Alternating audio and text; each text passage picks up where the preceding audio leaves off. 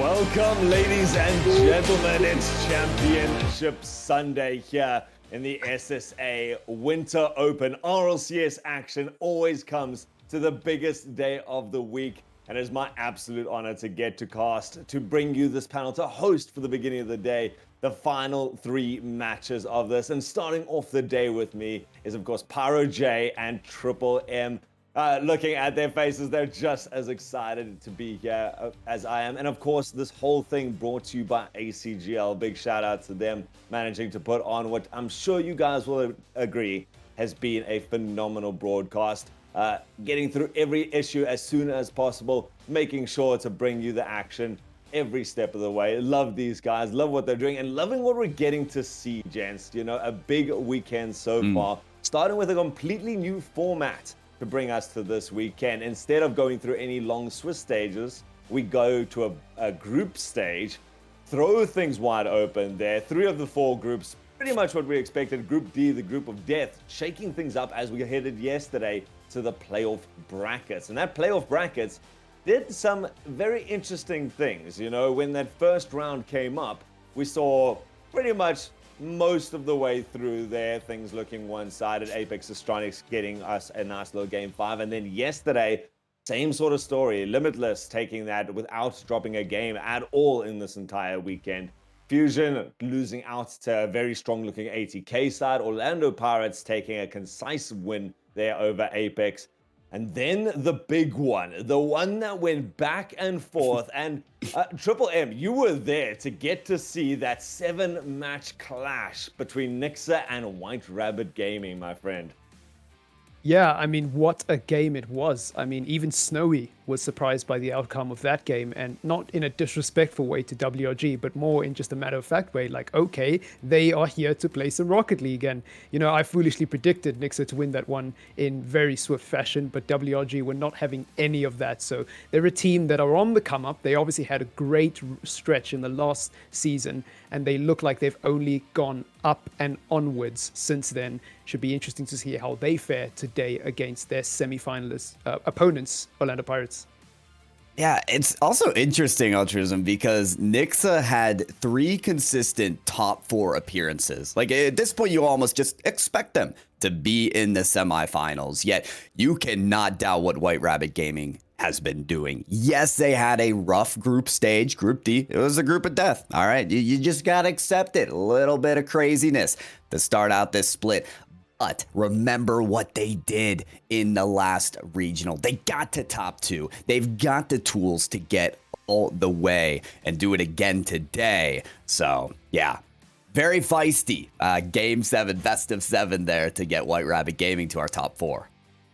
White Rabbit Gaming, of course, having quite a big following these days. I know that we've always had lots of fans in the chat, especially for their newcomer Kino into this SSA scene, coming all the way from the US officially to join Friction and WeCasper. Today is going to be a test for them if we take a look back at that bracket. Now, these action that we've got here today, on the top of the bracket, Limitless versus ATK, and then our first game that we're going to be starting with, Orlando Pirates versus White Rabbit Gaming. Pirate, I want to stay with you. You're quite a fan of White Rabbit after their performance yesterday, and I think this is quite a special match for these two teams. Oh, it's special. There's quite a history between these two teams. It was ridiculous because somehow these two teams never played each other in the first 2 regionals of this season. But then the Swiss stage comes in regional number 3. White Rabbit upset Orlando Pirates. People didn't see that coming. They meet again in the semifinals. This exact position last regional. White Rabbit win again. And it was convincing as well. It was like a 4-1 win in a best of 7. So right now, between these two teams, despite Orlando Pirates having more points, I believe, in the rankings, White Rabbit Gaming have Orlando Pirates beat. This is really, Altruism, a revenge match for Orlando Pirates to not only get the championship match, but to finally defeat White Rabbit.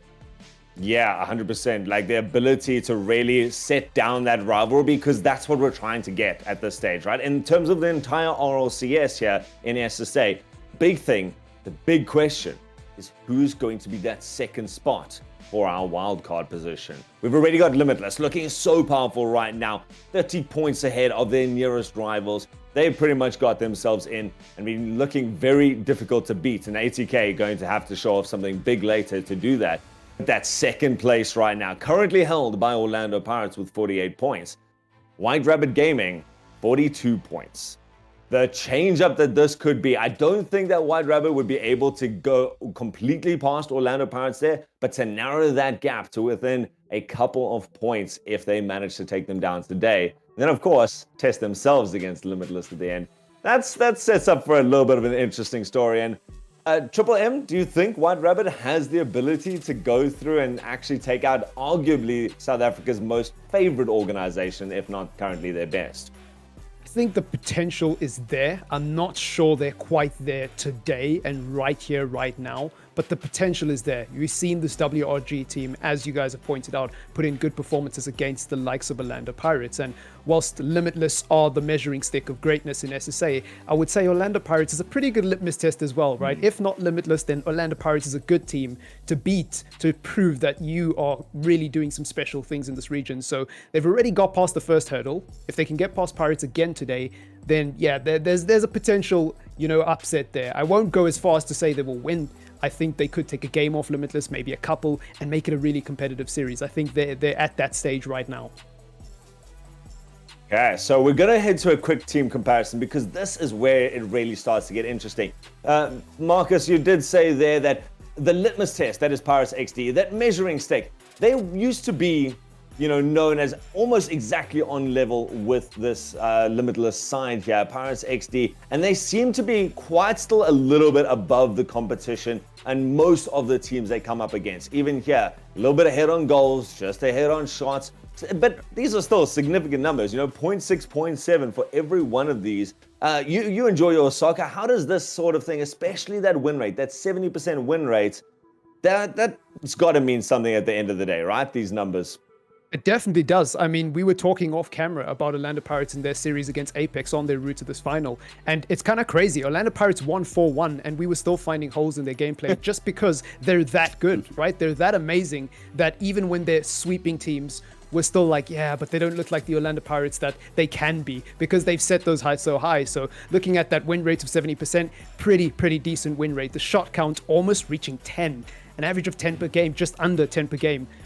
They're just short of that. It's pretty amazing. And then you got the goals pretty close, the assists pretty close as well. But for me, I think when you apply the context of just how good Pirates are, the fact that Eli, Cams, and Happy Meal are all capable of putting in series-defining performances, it's just crazy. Whereas on WRG's side, you don't really have that same level of clutch factor, right? It's generally speaking, when Kino plays exceptionally well, WRG do exceptionally well. But when he's feeling under the weather, generally speaking, they struggle. You don't have that with Pirates. With Pirates, you at least have 3 players who are all capable on their own day of winning you a game, even when you're not playing well. And that's what sets them apart, even on their worst days, from 99% of the region.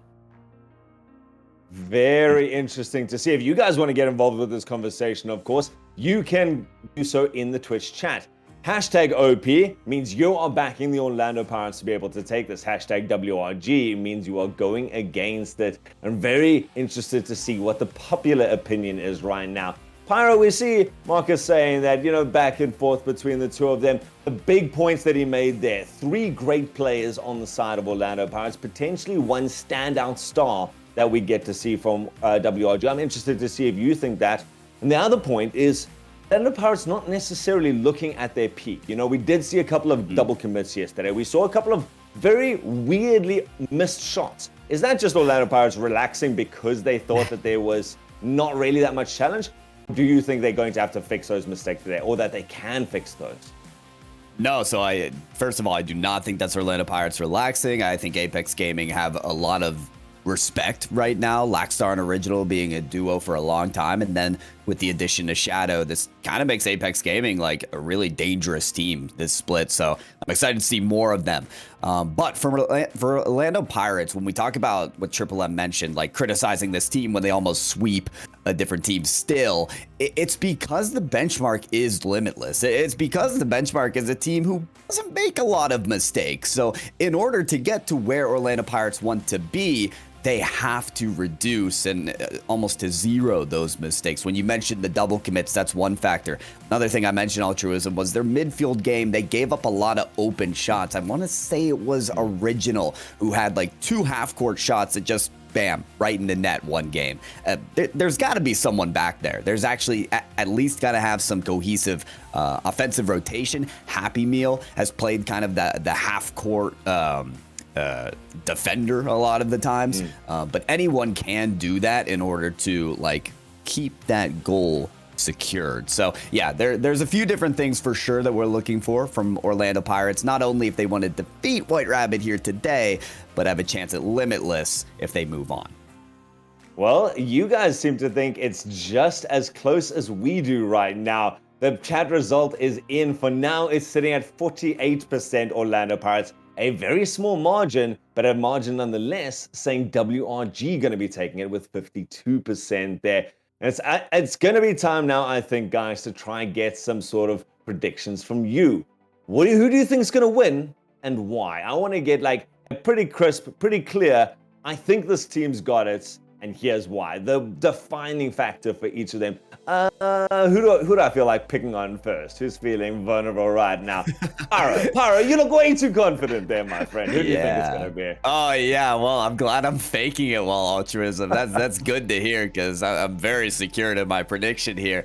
No, but that's a good thing, right? We want it to be this top 4 situation where we still don't know. It's so different from last season when it was just Orlando Pirates and Bravado Gaming. But my prediction is going to go with Orlando Pirates. I know they're 0-2 historically, against White Rabbit Gaming, but I think because of that, they are very, very focused and prepared for this exact match. If that's the way they're getting knocked out in playoffs before they fight Limitless, that's the one thing they need to fix. So I'm expecting the VOD review to be heavy against this team. I'm expecting Orlando Pirates in general to be very prepared for this match, and they look a little better in terms of their preparedness for this game compared to White Rabbit Gaming, who lost to some other teams in Group D earlier today. So that's my prediction. Orlando Pirates.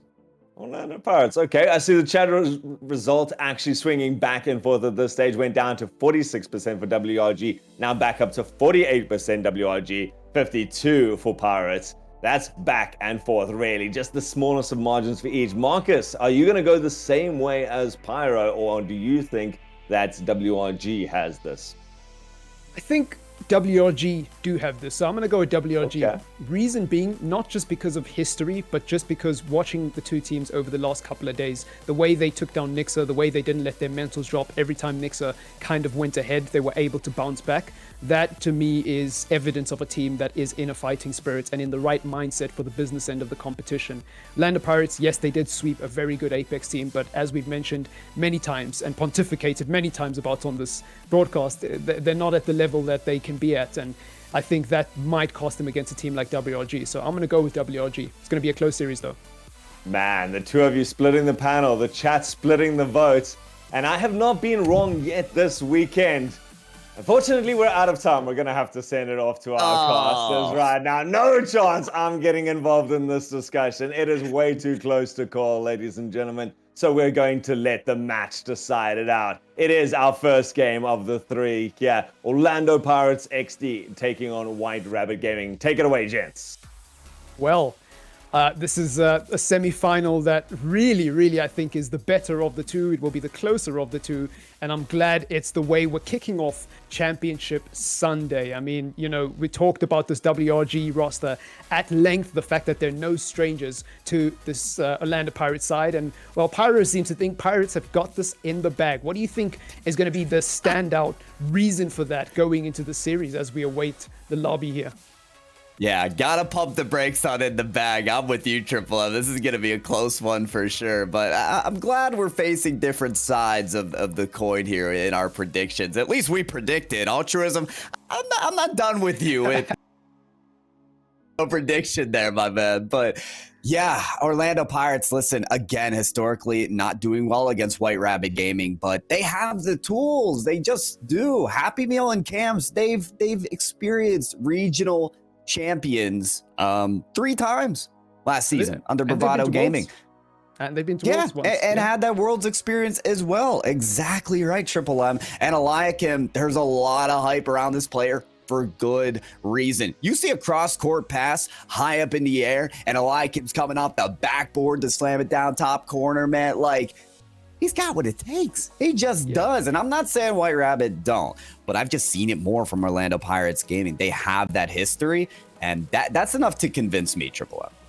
I mean, those are good points, well made, and I don't think it's very easy to argue against those points. I mean, you know, the thing about today, it isn't just about getting to the grand finals against Limitless and potentially causing an upset. It's beyond that. It's about the long-term race. It's not a sprint, it's a marathon, and it's a marathon of epic proportions towards that epic wild card spot, that highly sought after wild card spot. Obviously, Limitless have pretty much already claimed theirs, but that second one is still up for grabs. And yeah, you know, I will say too about Limitless, like there's something in the air today, Triple M, because we were talking about this in the green room, right? With APAC, James Cheese, now Elevate, just had their first loss in the semifinals, I believe against the Detonators. So, you know, we're talking about, and in fairness, because they've made the regional win every time, Limitless being a shoe-in, I don't know. Could be something in the air today. Could be an exciting day. You never know, Triple M, and that's the beauty of this game.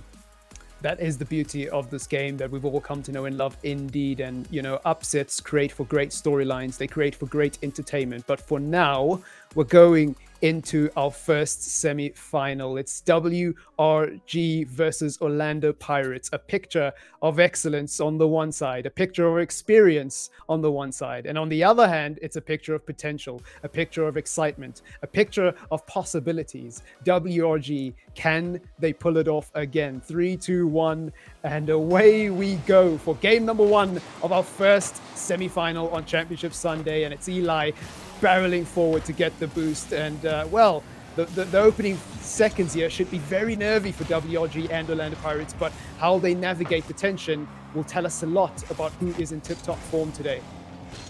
Yeah, you know what? Let's discuss navigating tension. We saw White Rabbit Gaming go to Game 7 and win against Nixa, a team that's made top 4 every single time. So they've denied Nixa of that. I actually see White Rabbit Gaming being a little more calm under the tension today, because they've proven that they can go the distance. And, you know, from what we've talked about today so far, it could go the distance off the crossbar cams as the follow-up. We talked about WRG being better under tension, but looks like Pirates have the opening goal. So coordinated off the ball, aren't they, Pirates? The rotations, Cam taking a bit of a bite and then followed up by his teammate there. Actually, it was Eli who took the initial shot, and then Cam came across to finish the open net. And just the awareness from them, the way they rotate and how swiftly and fluid they are. It's Friction now with a quick response, though, at the other end.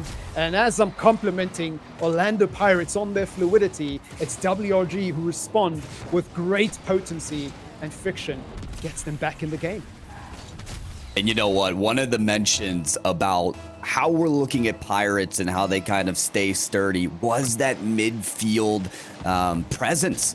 And right there, they're giving up a goal in the midfield again, partly due to Cams taking that straight down the midline and kind of giving up the ball, but still the midfield, very much a pointed topic for today's matchup for Orlando Pirates. Though Cams, wow, still able to follow that ball through all the hassle. Eliakim gonna have to turn after that 50-50. Happy Meal looking at this full container of boost, thinking he can push this ball up the field and eliminating Kino. Lots of ways to disrupt White Rabbit Gaming that Happy Meal's happy to do.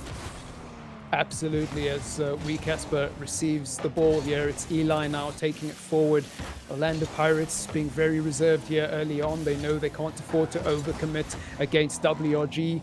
Lots of mutual respect between these two teams in the way that they're approaching the game. It's Eli controlling it pretty well off the crossbar, and some great maneuver there to get past his opponent. And now all of a sudden WRG have to be very careful here. It's Kino who does a great job on the ceiling to carry it across into opposition territory. And now Happy Meal will return the favor. It's a lot of back and forth early on. Feels like a very, very good game of tennis between these two teams. No one really looking vulnerable. And that, to me, suggests that we're going to have a very close series. think that's very likely. And we've seen probably a reset every 20 seconds as well. So everybody's trying to pull out as many mechanics and pieces that could form the puzzle that they're looking for, but it has been tied up for a while. You know, the other thing I noticed, I think we have, oh no, Kino is in an Octane. I thought we had 6 Fenix on the field, and I thought that was pretty rare, but Kino, that difference maker right now. Lycan wants to be the difference maker down the field. Happy Meal, no piece there. Takes out Friction though. And Kino. Yeah, that very fast Octane trying to get down the sideline. Pass out. Oh, and it does go in. I thought he blocked his shot from Wee Casper, but it finds a lane in. It's great pressure from Kino here. Carries the ball all the way to the opposition half and nearly ruins the play for his teammate. Almost, you know, he almost saved that essentially. And Wee Casper luckily had enough momentum to push it in anyways. It's 2-1 lead here for WRG early on. It's Eli with a quick response to make it 2.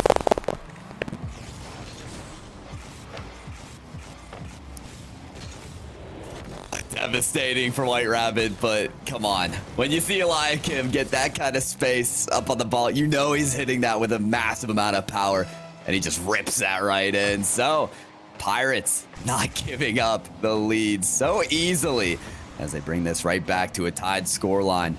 Boy, have these teams been comfortable in this situation. There's a lot of respect given, Triple M, between these teams. I think that's the one thing you can tell is that, you know, we've had these long stretches between goal scoring, and I think it's because no team is trying to get too aggressive on their attempts here at the net.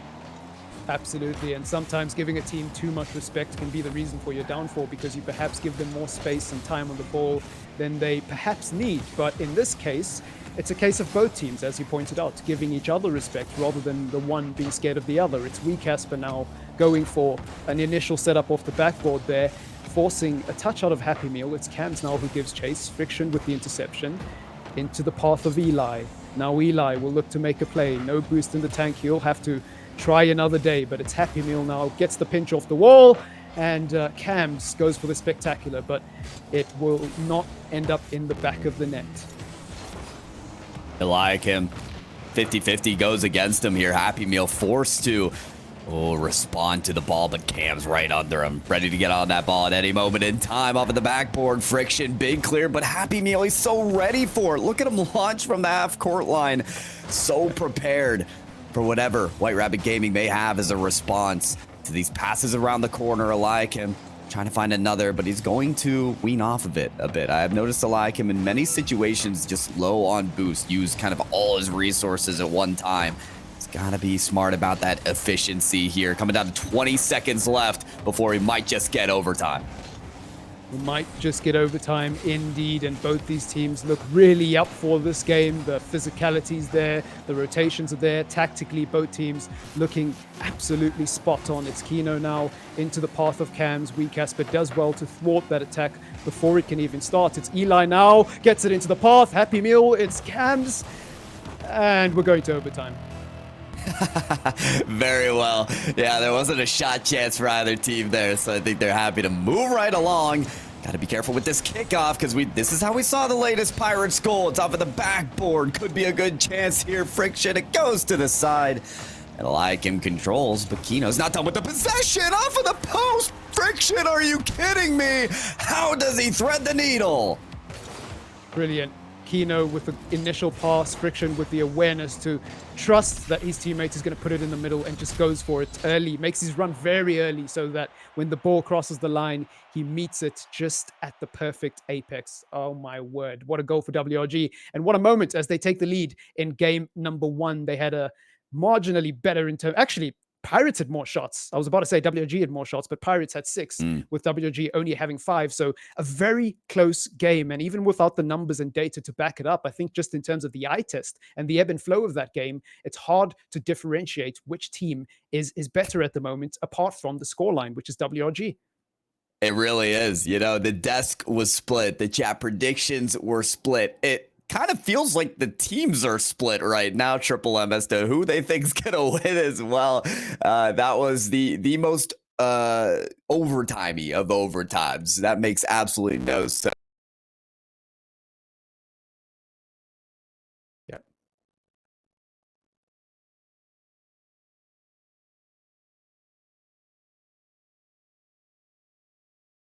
That's also very low in terms of shot count. So you can tell the midfield game, as we talked about in the pre-show, is going to be very, very important as to who can dominate that space and win most of the 50-50s. Secondly, I'm not over that goal from Friction in overtime. There was no reason that ball should have went in the goal. I thought the defender had that closed up, but the friendly roll off the post, man. I'm telling you, by the thinnest of margins, Triple M, somebody's going to win this series.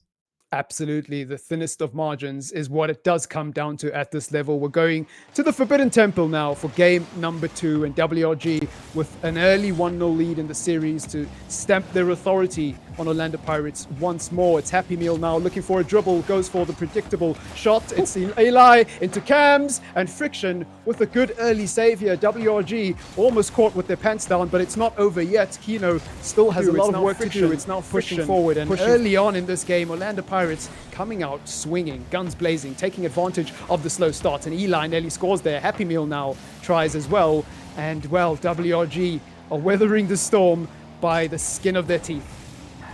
Yeah, but wow, they're looking formidable as well, right? I only see maybe one player committing to one defensive stop and everybody else trying to rotate in position. That's the only reason that they could weather those rebounds and those shots. Wow, close one there for Wee Casper, trying to slot it right under the crossbar, but it does ring out.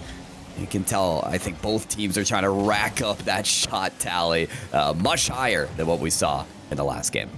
Yeah, Pirates with an average shot tally of 9.4 per game at this level. It's pretty good. It goes in. Oh my word. It's just crept under the bar and bounced off the line. And unfortunately for Pirates, it isn't an early lead here, but Happy Meal has another bite at the cherry and a great save by Kino, patiently waiting on the backboard to deal adequately with what was a really good shot there. Now it's Eli going for the setup again, and a good touch by Wee Casper to throw him off. Suddenly the momentum is gone, but Cams produces a good piece of service anyways. No Orlando Pirates in the vicinity, and it remains 0-0.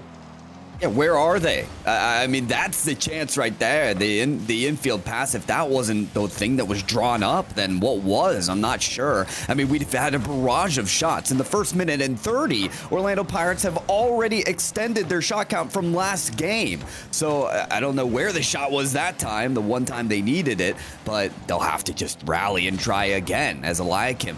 50-50 in the corner, pops up off the ceiling. Happy Meal a bit slower to it, so Cams files in, no second touch off the side while he was looking for that read. So Friction has an easy clear, and discombobulation on the side of Pirates, bumping into each other. Eliakim has a lane off the ceiling, has an option from Cams as well. Kino knocks it away. Oh, desperate times here for WRG, but they're not over yet. Cams tries to put in another ball. It's now Eli pushing up. He's the last man back, but I think there is one back on the back post. It is Happy Meal. He gets past. Oh, Friction getting past Happy Meal there. He only needed to get past the one more. To be fair, I think his job was done. The ball was rolling across the line, but nobody up for WRG to finish that off. And again, both teams respecting each other so much. We're not seeing any overcommits, even for the easiest of chances. It's now Friction off the backboard. Gets a double touch that unfortunately throws Kino off. And it's still 0-0 now. Orlando Pirates with just under 2 minutes to go. Still 0-0 against WRG. Remember, they are behind in the series by just one. It's Kino putting the pressure on, but not getting anything here. Wow. It's Cams who's going to get one against the run of play, and WRG have almost fallen apart there unexpectedly. This is the only shot that I could imagine Orlando Pirates scoring at this point, because guess what? Everything else hasn't worked. This is really a game of strategy versus execution. Orlando Pirates have shot and shot and shot. They cannot get past a formidable defense of White Rabbit Gaming, so a counterattack seems like the only way they can do it. Meanwhile, White Rabbit Gaming have had all kinds of chances, but just cannot execute. That final shot just does not land.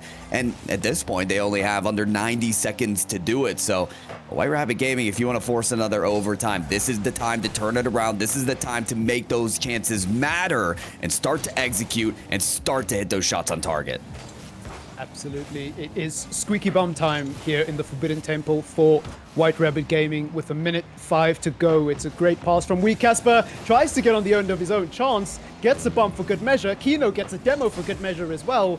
But unfortunately, it's a wayward attempt from Wee Casper despite the efforts of his teammates. And WRG with another good opportunity to take advantage of a vulnerable Orlando Pirates at the back. And Pirates prevail once more. It's Cams now barreling down. It's Happy Meal. Great touch there by Kino. It was a brilliant touch. Very important and could be a game-defining touch if WRG can take it the other way. They might be able to. Happy Meal alone on the goal line. He's the only one that can stop this attack. And unfortunately for him, he just cannot stop Wee Casper. Had that container a boost, but the wrong end of the 50-50.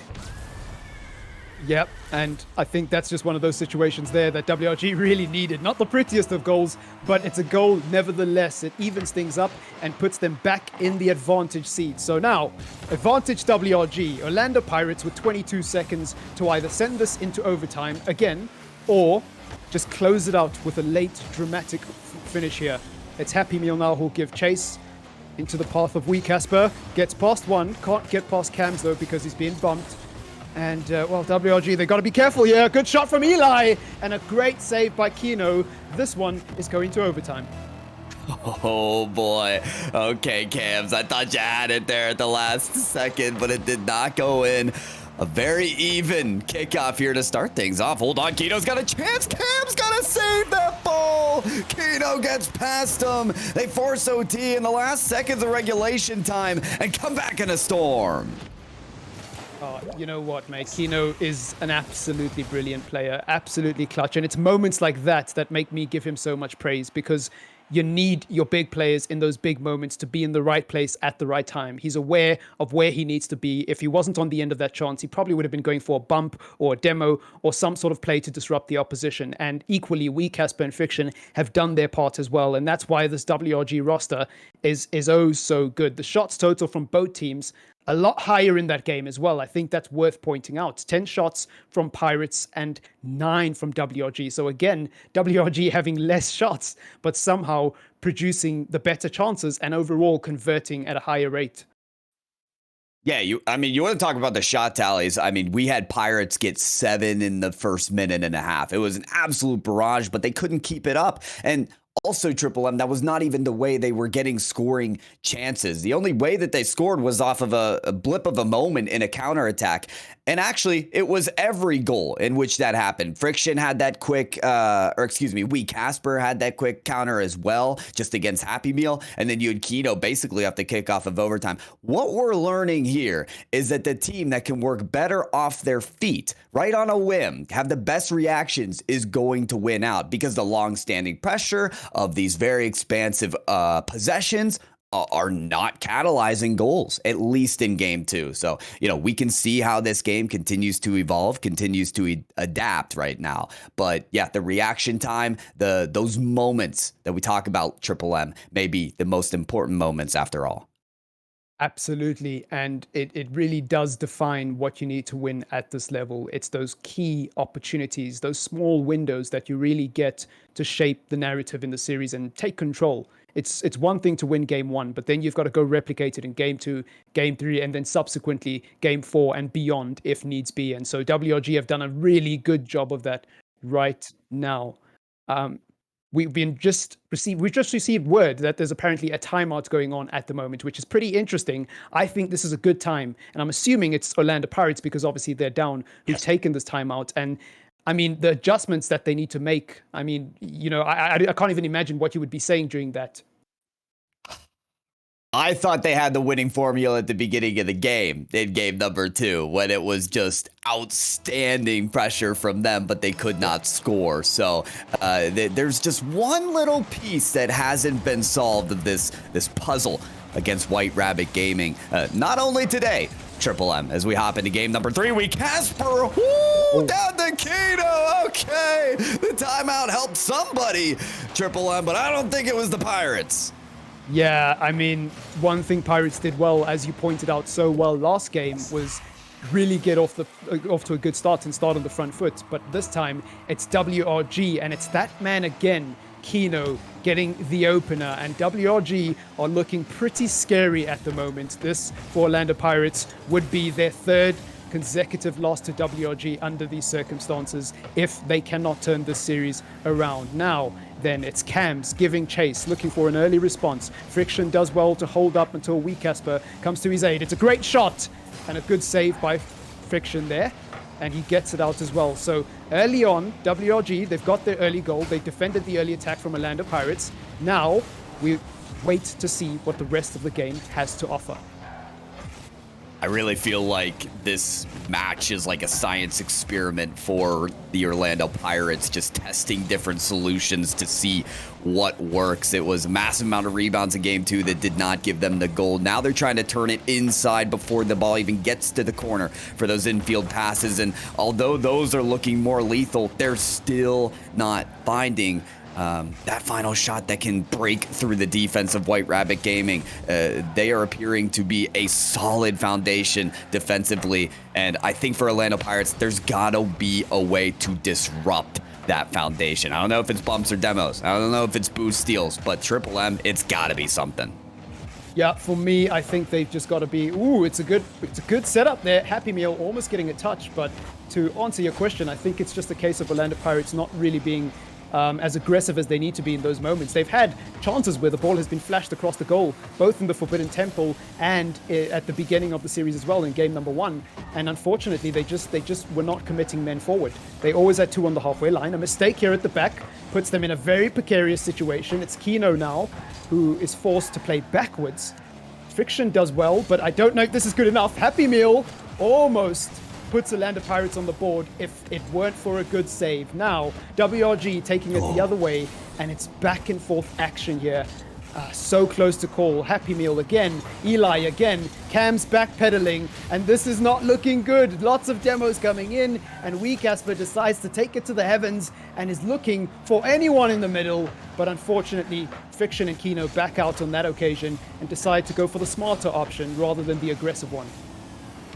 What's so funny about these chances where somebody takes it high off the backboard and then you're waiting for the follow-up is White Rabbit Gaming are rolling deeper in their offensive rotation, which allows them to be prepared for these clear attempts from the Orlando Pirates. And that's why their follow-ups have just looked a bit more lethal. Happy Meal, can he slot this? Absolutely, he can. Boy, the Pirates haven't got a lot of chances with an open net like that, so Happy Meal knew that if at any moment he needed to strike, it was then. Yep, camping on the halfway line, waiting for that exact opportunity there, Happy Meal. The presence of mind to execute at this level cannot be overstated enough. Kino, good touch. He got demoed as well for it, so close times. And WRG, in a matter of seconds, have conceded 2 quick goals. Holy. All right, they're feeling fired up, though they took a step back at the beginning of this game by a fiery approach of Weecasper and C. Kino. Orlando Pirates took the timeout to strategize, to try and figure out how to simply get points on the board. And in quick succession, as you said, Triple M, they're able to do exactly that. But boy, is this game far from over. We've had 2 overtimes already. Surely White Rabbit Gaming are posturing for another. Kino had to make a big stop there and does so successfully. Does indeed, but Eli putting on the pressure here. It's Happy Meal who will defend this, does well, but now it's Weecasper off the backboard. Eli makes an so important touch. It's Friction now going airborne versus Eli, and now WRG caught backpedaling. Weecasper with a good save, Eli with a good follow-up, and it's not good enough. Unfortunately, Cams can't do any better than his teammates, and Pirates miss out on a golden opportunity to really put pedal to the metal and go 3-1 up. Now then, WRG with Weecasper here in the air and an opportunity. 60 seconds to go. What can they conjure up to get back into this game? They've done it before in this exact situation, scored around the 20-second mark. So you know the White Rabbit Gaming, when they know they need to put pedal to the metal, they will do so. Kino not giving up on that play. Pass out to Weecasper, and they do it. They just do it. Somehow Triple M, when White Rabbit Gaming need to respond, they do it. Yep, Fiction, good patience, good trigger discipline. He's on the backboard, has no reason to touch it, can see everything that's going on the pitch and decides to leave it. Casper comes up because he knows that even if he misses that opportunity, listen, it's squeaky bum time. You can't be camping on the halfway line trying not to overcommit. In those circumstances, you've got to be aggressive, and it's paid off. And for WRG, I think that's been the key difference. It's now into the path of Fiction, off the backboard, looking for Casper, who circles around but doesn't really commit, and wisely so. It's Cams now, goes for the dribble, and a cruise all the way into the opposition goal to take the lead back.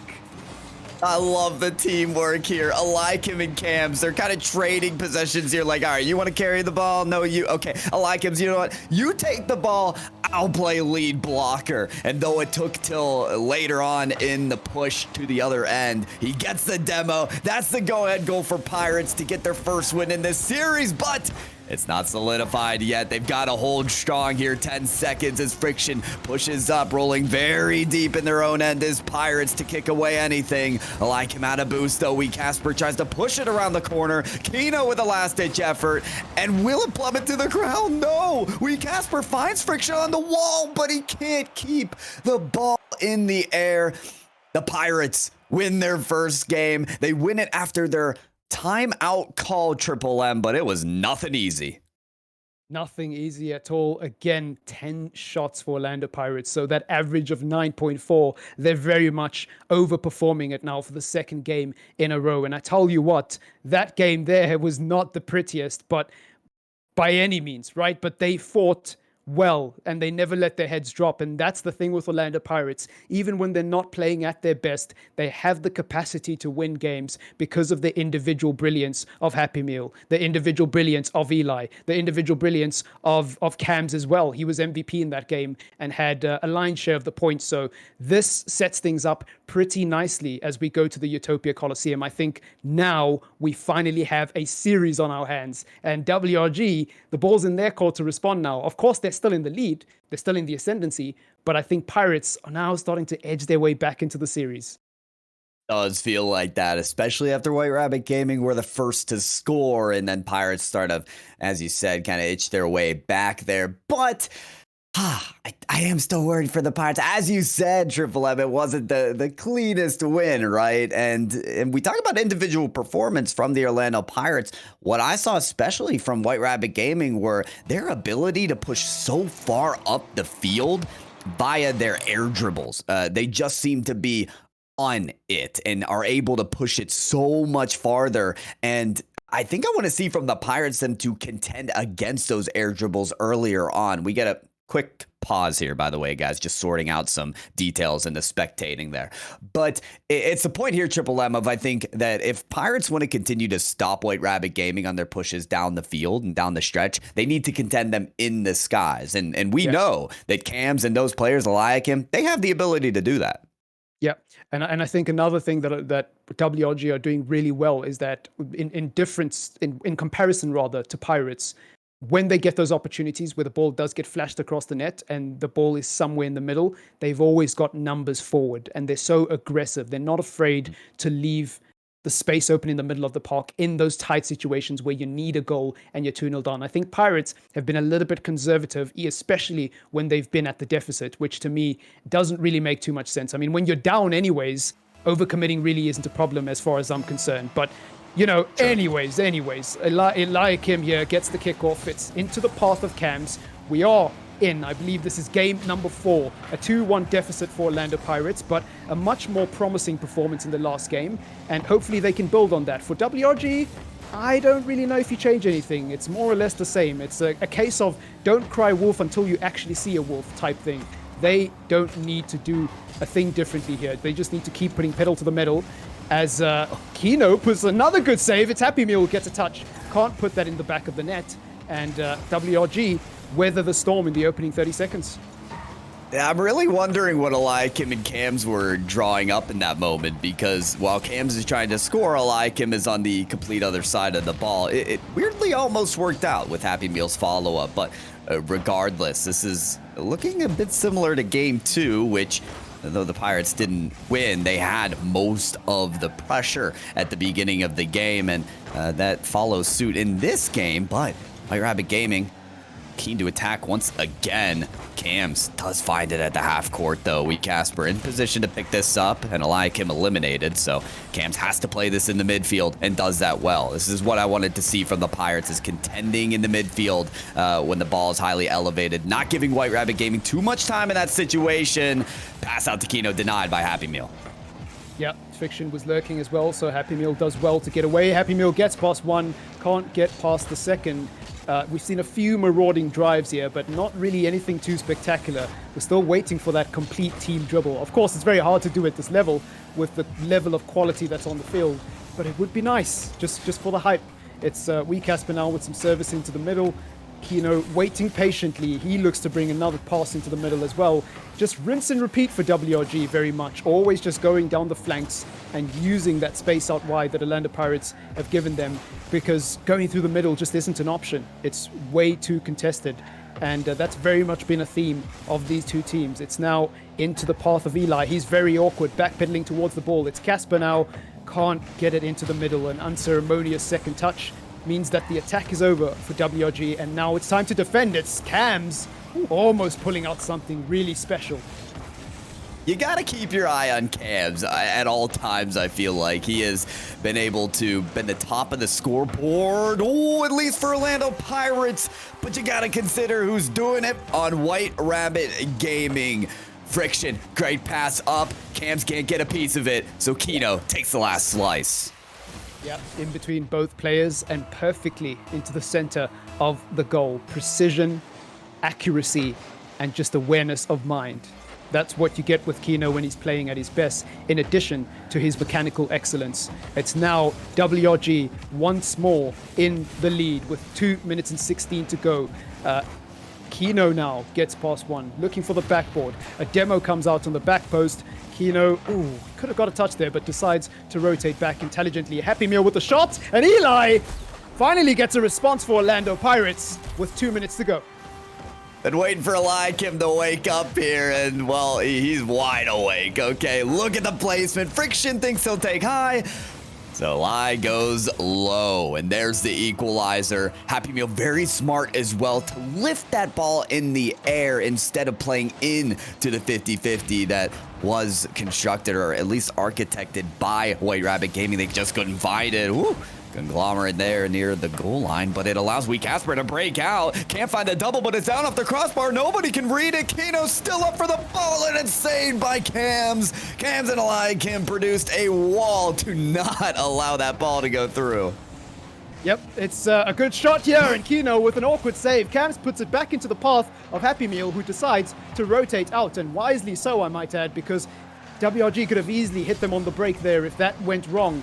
Eli now has to defend with his back to the ball. Kino with the shot, Happy Meal with the save. Kino gets demoed. Eli takes it forward. A marauding Sunday afternoon drive down the left-hand side. Doesn't end up in anything special there. But wow, the action here is absolutely scintillating. Happy Meal now gets an interception. Fiction forced to play it awkwardly back to his own corner there. It's Eli gets the 100 boost for good measure. Cams gets all the boost on the other side. So WRG probably very low in boost at the moment, and now it's all about how Orlando Pirates can capitalize. They've got, you feel there's almost a chance here for Orlando Pirates to swing the series if they can just game manage the next 46 seconds.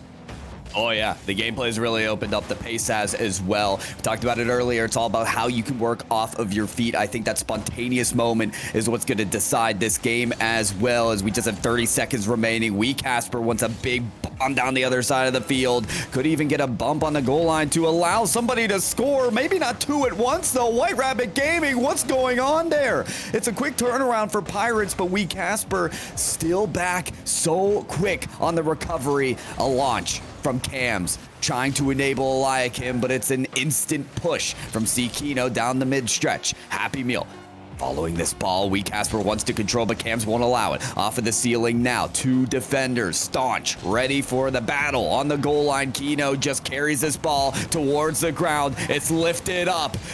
Kino down the stretch, under the ball, two players on it, and it's batted to the ground. Another overtime in this series. Overtime once more. Will this one end quickly? He comes into a dangerous position early on, and Casper weathers the storm almost as good as you can under the circumstances. No boost in the tank, but he goes all the way to the byline there and nearly troubles Happy Meal. It's now Orlando Pirates. Ooh, they're back in the favor of WRG here as they get a flash. Just a potential moment there of perhaps launching a counterattack, but unfortunately it isn't meant to be. Now it's with Casper.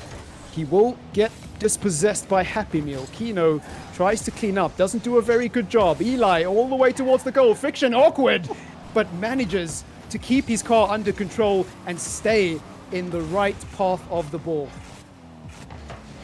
Okay, White Rabbit Gaming, what do you have as an answer here? They can earn a match point situation with one single goal here. They can earn a second championship showing, possibly, or at least a match point there if they can get this win.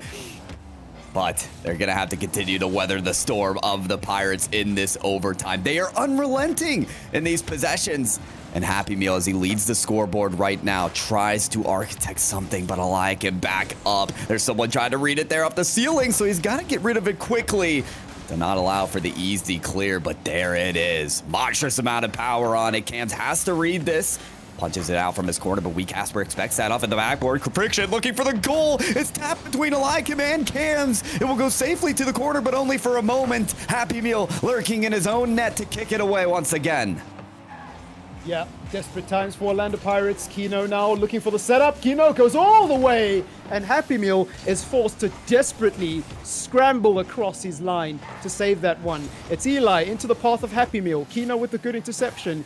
Very aggressive defending from WRG, pressing high up the field, occupying those central channels, and not allowing Orlando Pirates to play well through the middle. It's been a theme of their defense. It's now Cams off the backboard. Eli tries to produce a shot. Doesn't do a very good job, and it's understandable because it was a very awkward angle. It's now Cams again, once more, going into the heavens, and again WRG produced the goods. Casper with a good block, and now WRG will look to take it the other way, but not without any difficulties on the halfway line there.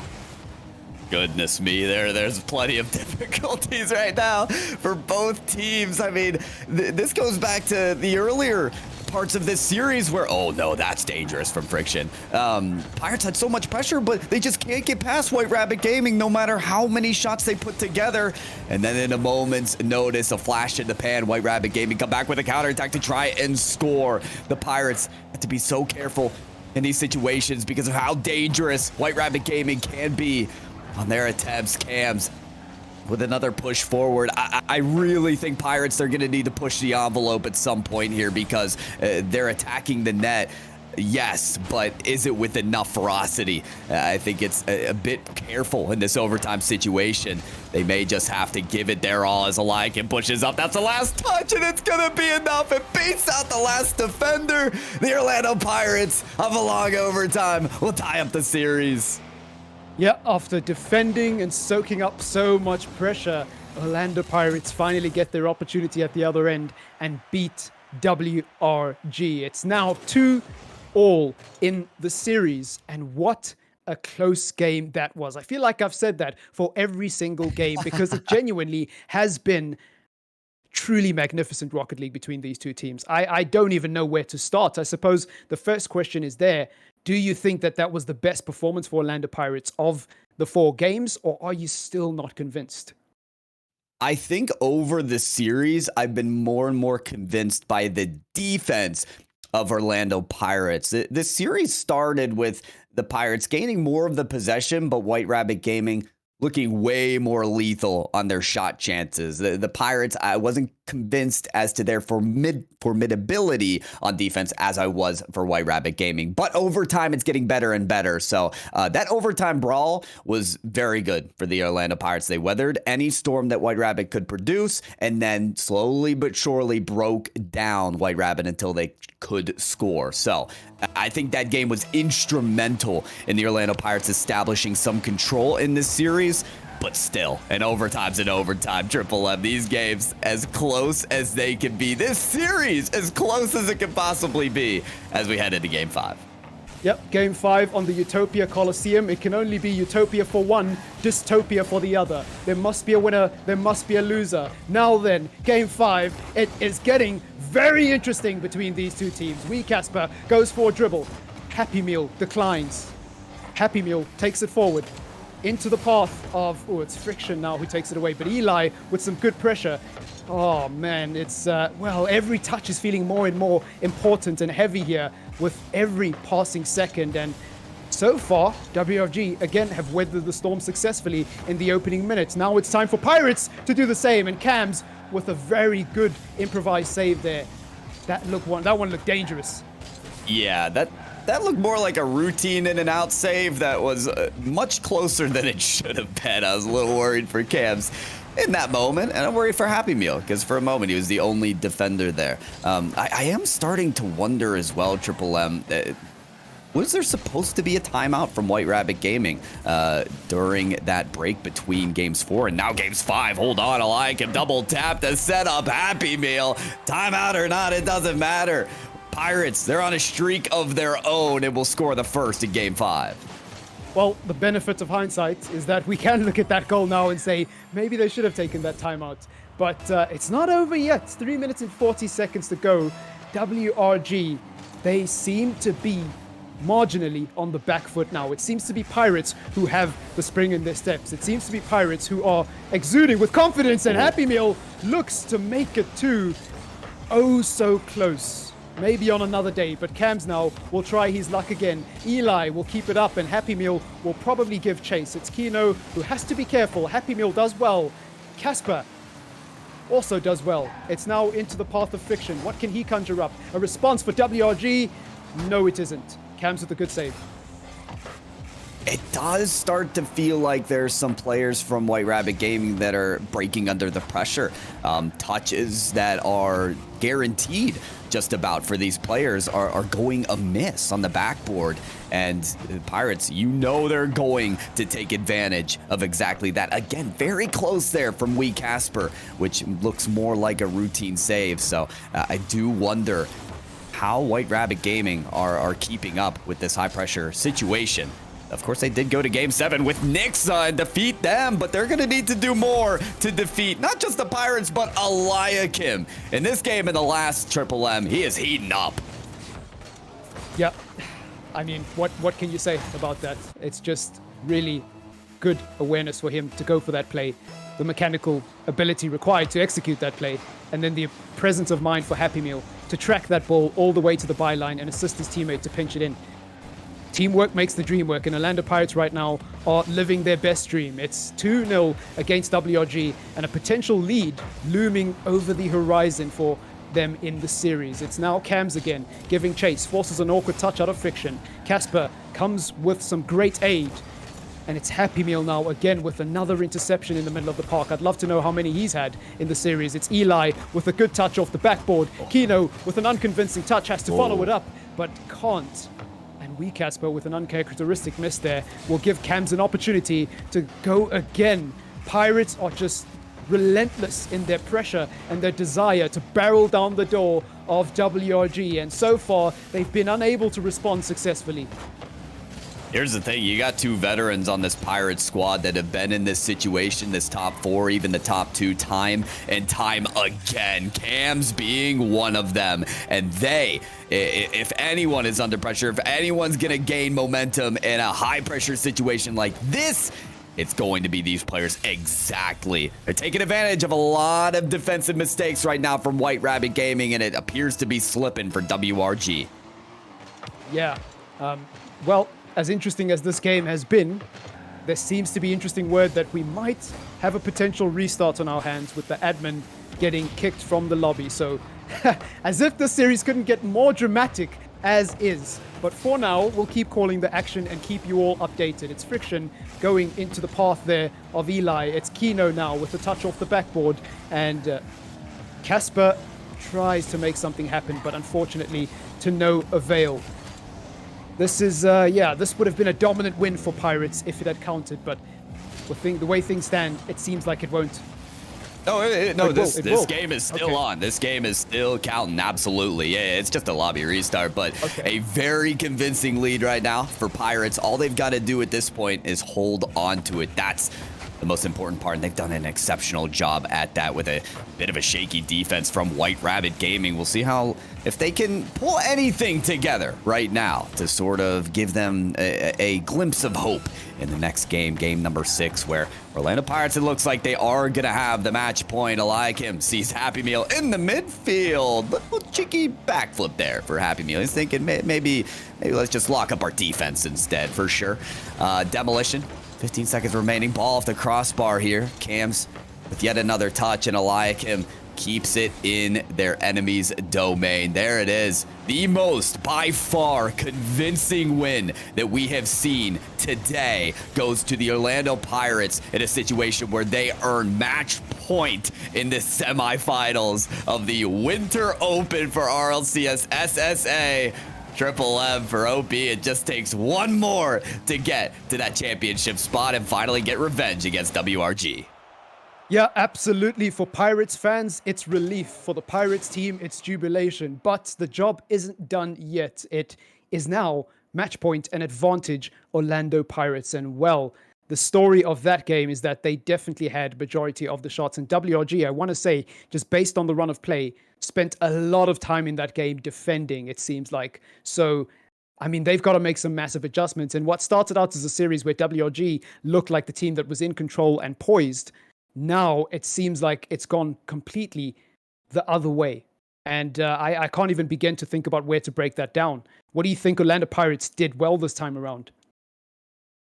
In truth, I think they're just a more durable team. I think they have the ability to have endurance and have that kind of stability and that longevity in a lengthy series. White Rabbit Gaming cracking under the pressure. That was 2 wins in a row from Orlando Pirates, the same time that the Pirates had called in timeout to try and settle the score and regain their confidence. Now White Rabbit Gaming have called that timeout. Now they get that time to sort of settle down and regain their confidence. So maybe they come back into this game looking better defensively. But yeah, I mean, we saw that shutout Triple M. I'm more concerned with the misses on the backboard, the inconsistencies that we just have not seen from this team until that last game. So here we are. Game number 6, folks. This is match point for the Pirates to try and finally get their first recorded win against White Rabbit Gaming this season of RLCS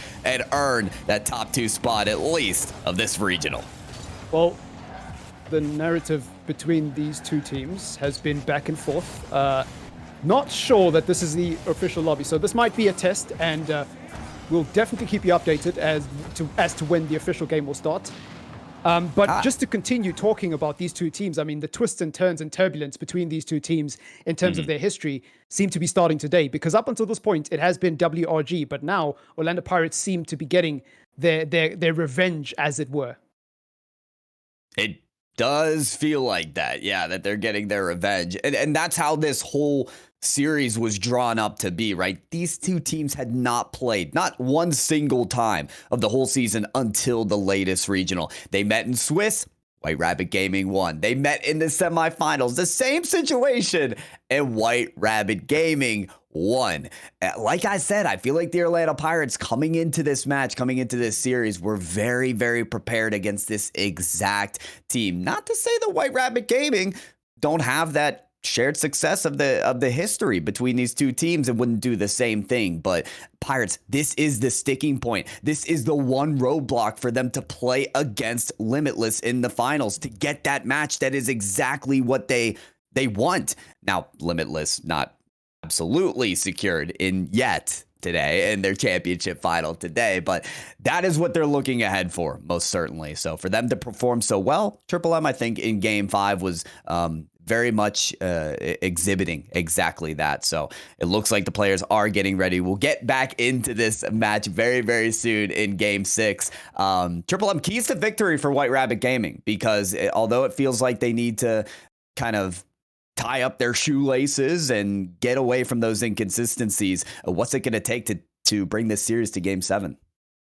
I think more than anything, they need to sort out their defense, because Orlando Pirates, more than anything, I think have just been barreling down and finding way too many holes and too many opportunities.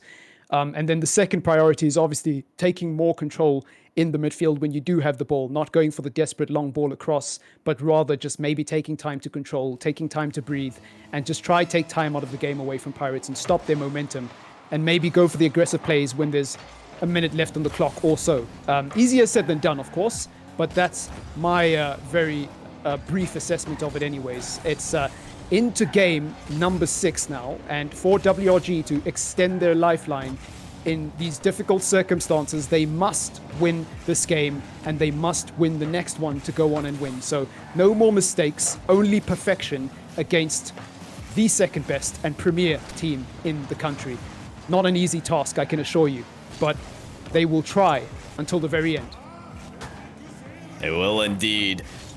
Till the very end. We are at the very start of this game number 6, in which White Rabbit, as you said, need that win to stay alive. And they're getting started with some good looks here. Starting to maybe make Pirates break a sweat here, as the ball has spent an ample amount of time. The blue end, Happy Meal follows this convincingly. However, Friction there with that 50. The defense starting to break loose with these bumps and these double commits from Pirates. You wonder if White Rabbit Gaming can take advantage, but they're rotating very wide around the map, so they can't continue the pressure, at least not in dominant fashion. I'll tell you what, though, Triple M, these demos, these bumps, they're coming out big.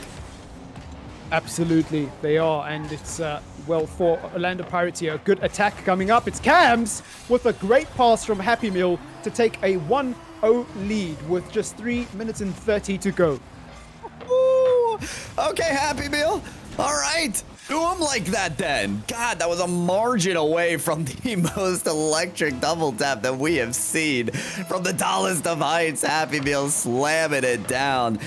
And hey, missed double taps create some of the best passes. So Pirates taking advantage of the skies here, taking the match to new heights. And it's working out for them, at least for now. Still, much of the game remaining here.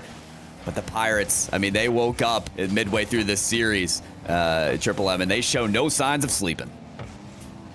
Indeed. And it's important in these circumstances with all that's at stake, not just Championship Sunday today, but that wildcard spot in the long term.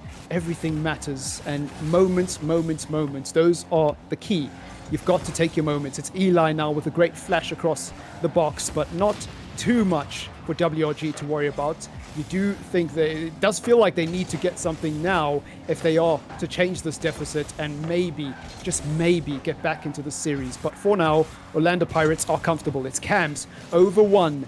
Eli gives chase, waits for Friction to do something, then acts accordingly. It's now Kino who tries to clear. Cams intercepts again. Oh, so important. He goes for another play off the top and gets as far as the backboard until being rejected. Oh boy, pass out to Cams. He takes it low. And these passes off the backboard are just prime real estate right now for the Pirates. White Rabbit Gaming have done a better job at locking it up, but still we're seeing those moments, as you said, Triple M, those occasions of inconsistency that are allowing Pirates to dominate a 2-0 lead as they carve their path to the finals. Absolutely. It's WRG now. They've got to get their pedal to the metal and really start playing some Rocket League there. There's another demo to a WRG player, giving Eli a bit of space here in the middle of the park. He decides to back out and go refuel his tank.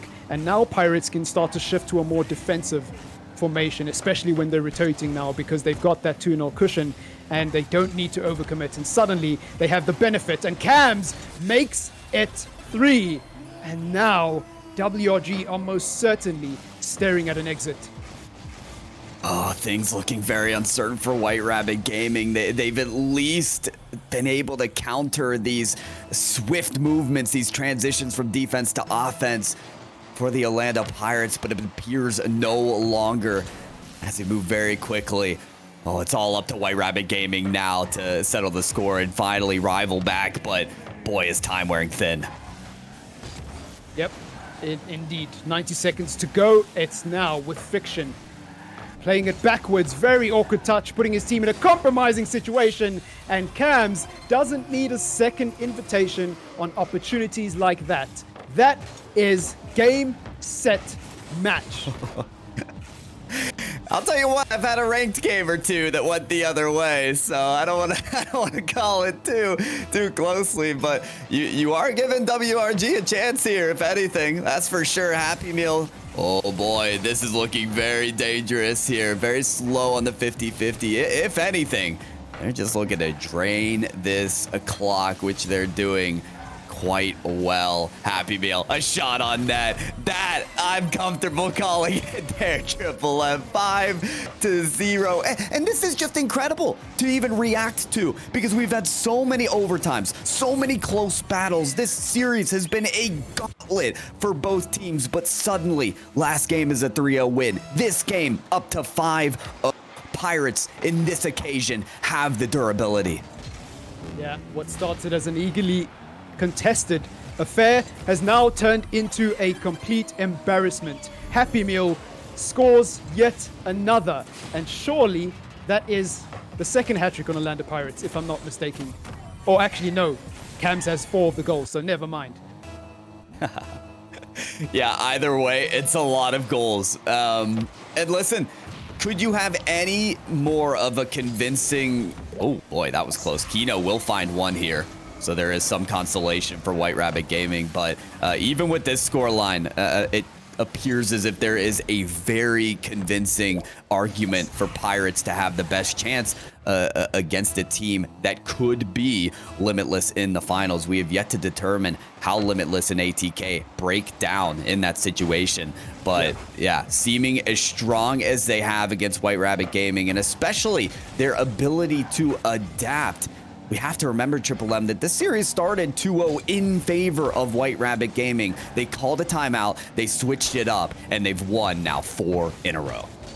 And you spoke earlier about the ability to adapt at this level, something that does get talked about a lot, but I don't think people truly understand the difficulty of it, because it's not about just adapting as an individual and making those micro adjustments to your own game, but as a team, understanding how to find patterns, understanding how to find flaws and holes in the opposition, and then also come up with a plan, an adequate plan, to fix it. And then if that plan doesn't go well, come up with another one on the fly. You're doing this all in a matter of microseconds at times, and Pirates have done it, and they've made it look easy.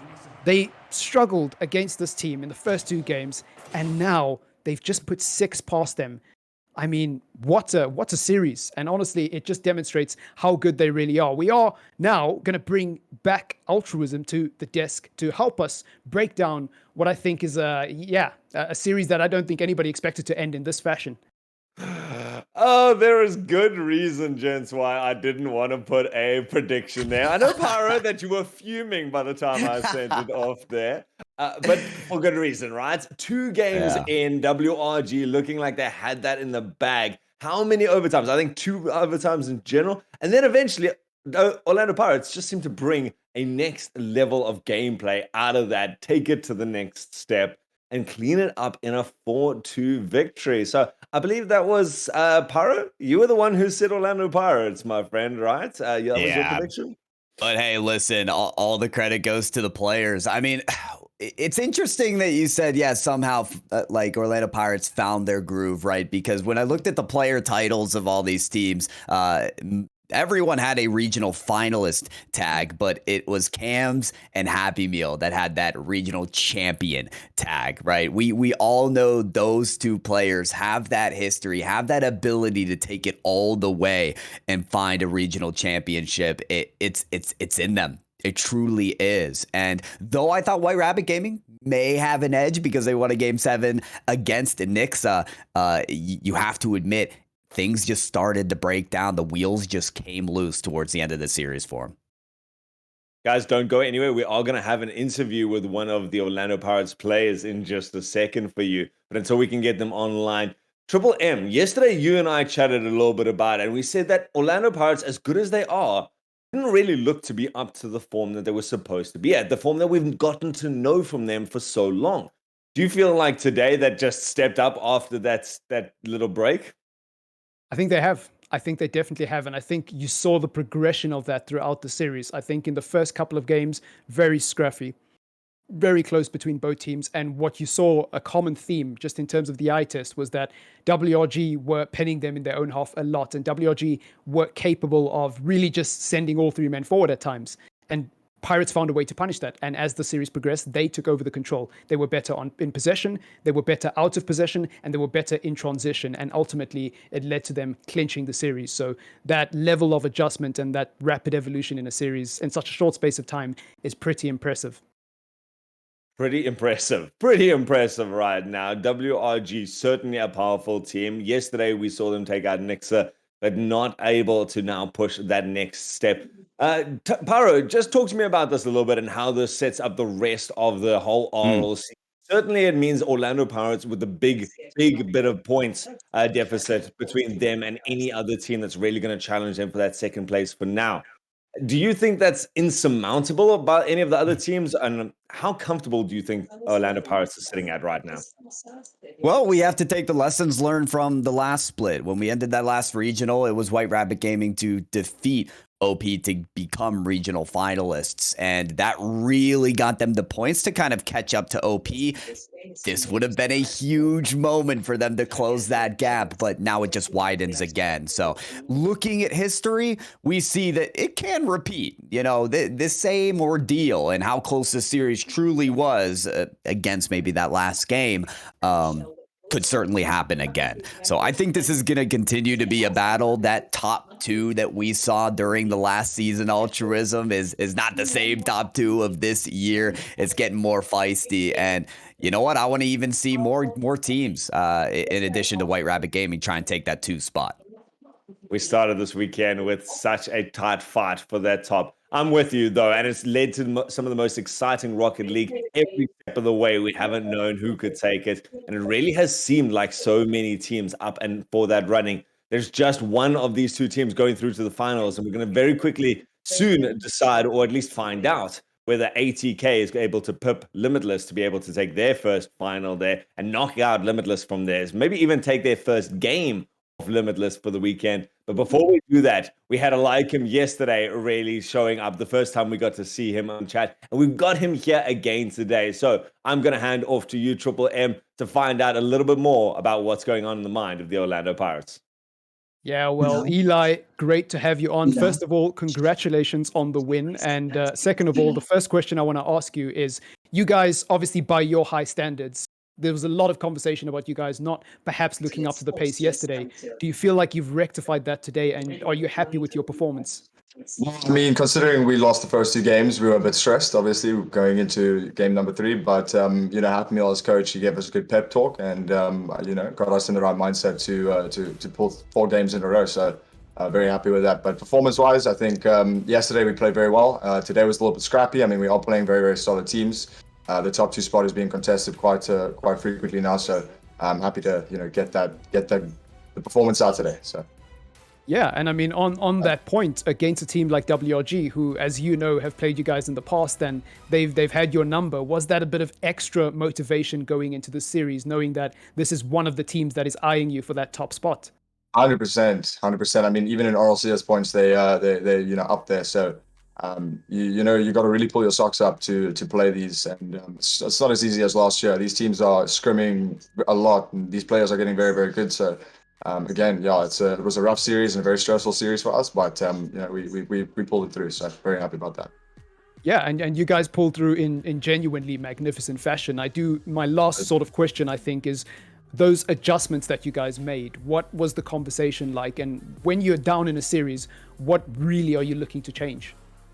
Well, Happy Meal basically told us, we can either sit here and lose and play poorly, or we're going to give it our best and give it our all and be happy to lose the way we did, or the way we're on the track to. So we're either going to lose not playing well, or we're going to lose playing very well. And so that kind of gave us the confidence to push through. And, Happy Meal as captain is, he's got that pep talk to really push me and Cam's mental right up there. So very happy about that. Yeah. Yeah, great points, well made. Thank you for availing yourself for the interview. Happy to see you finally, and man, good luck with the rest of the weekend. Thank you, Triple M. We'll throw back to the desk. I like him. So good to see him on here. I do miss Happy Meal a little bit. He's one of my favorite people to get to see on one of these desks. Always so cheerful, always so complimentary about the rest. But I like him taking a step up. And I think someone that the crowd really enjoys getting to see, has a bright future ahead of him, the newest addition to the team, who slotted in so well, Pyro J, into this team over this year, right? Absolutely. I will admit it took a little time for Eliakim to step up in this series, but oh my God, when he did, they were just relentless. So I love hearing about the conversation between game 2 and game 3 because, you know, us casters, us analysts, us on the desk is like, well, really, they need to implement this strategy. And actually, if they really turn this dial up, that's going to give them the win. But in reality, Happy Meal is just like, listen, we just need to give it our all, guys. Like, win or lose, like, let's just put it all out on the table and show everybody what we're made of. And they turn it around. Absolutely stunning to see and really cool to get those insights.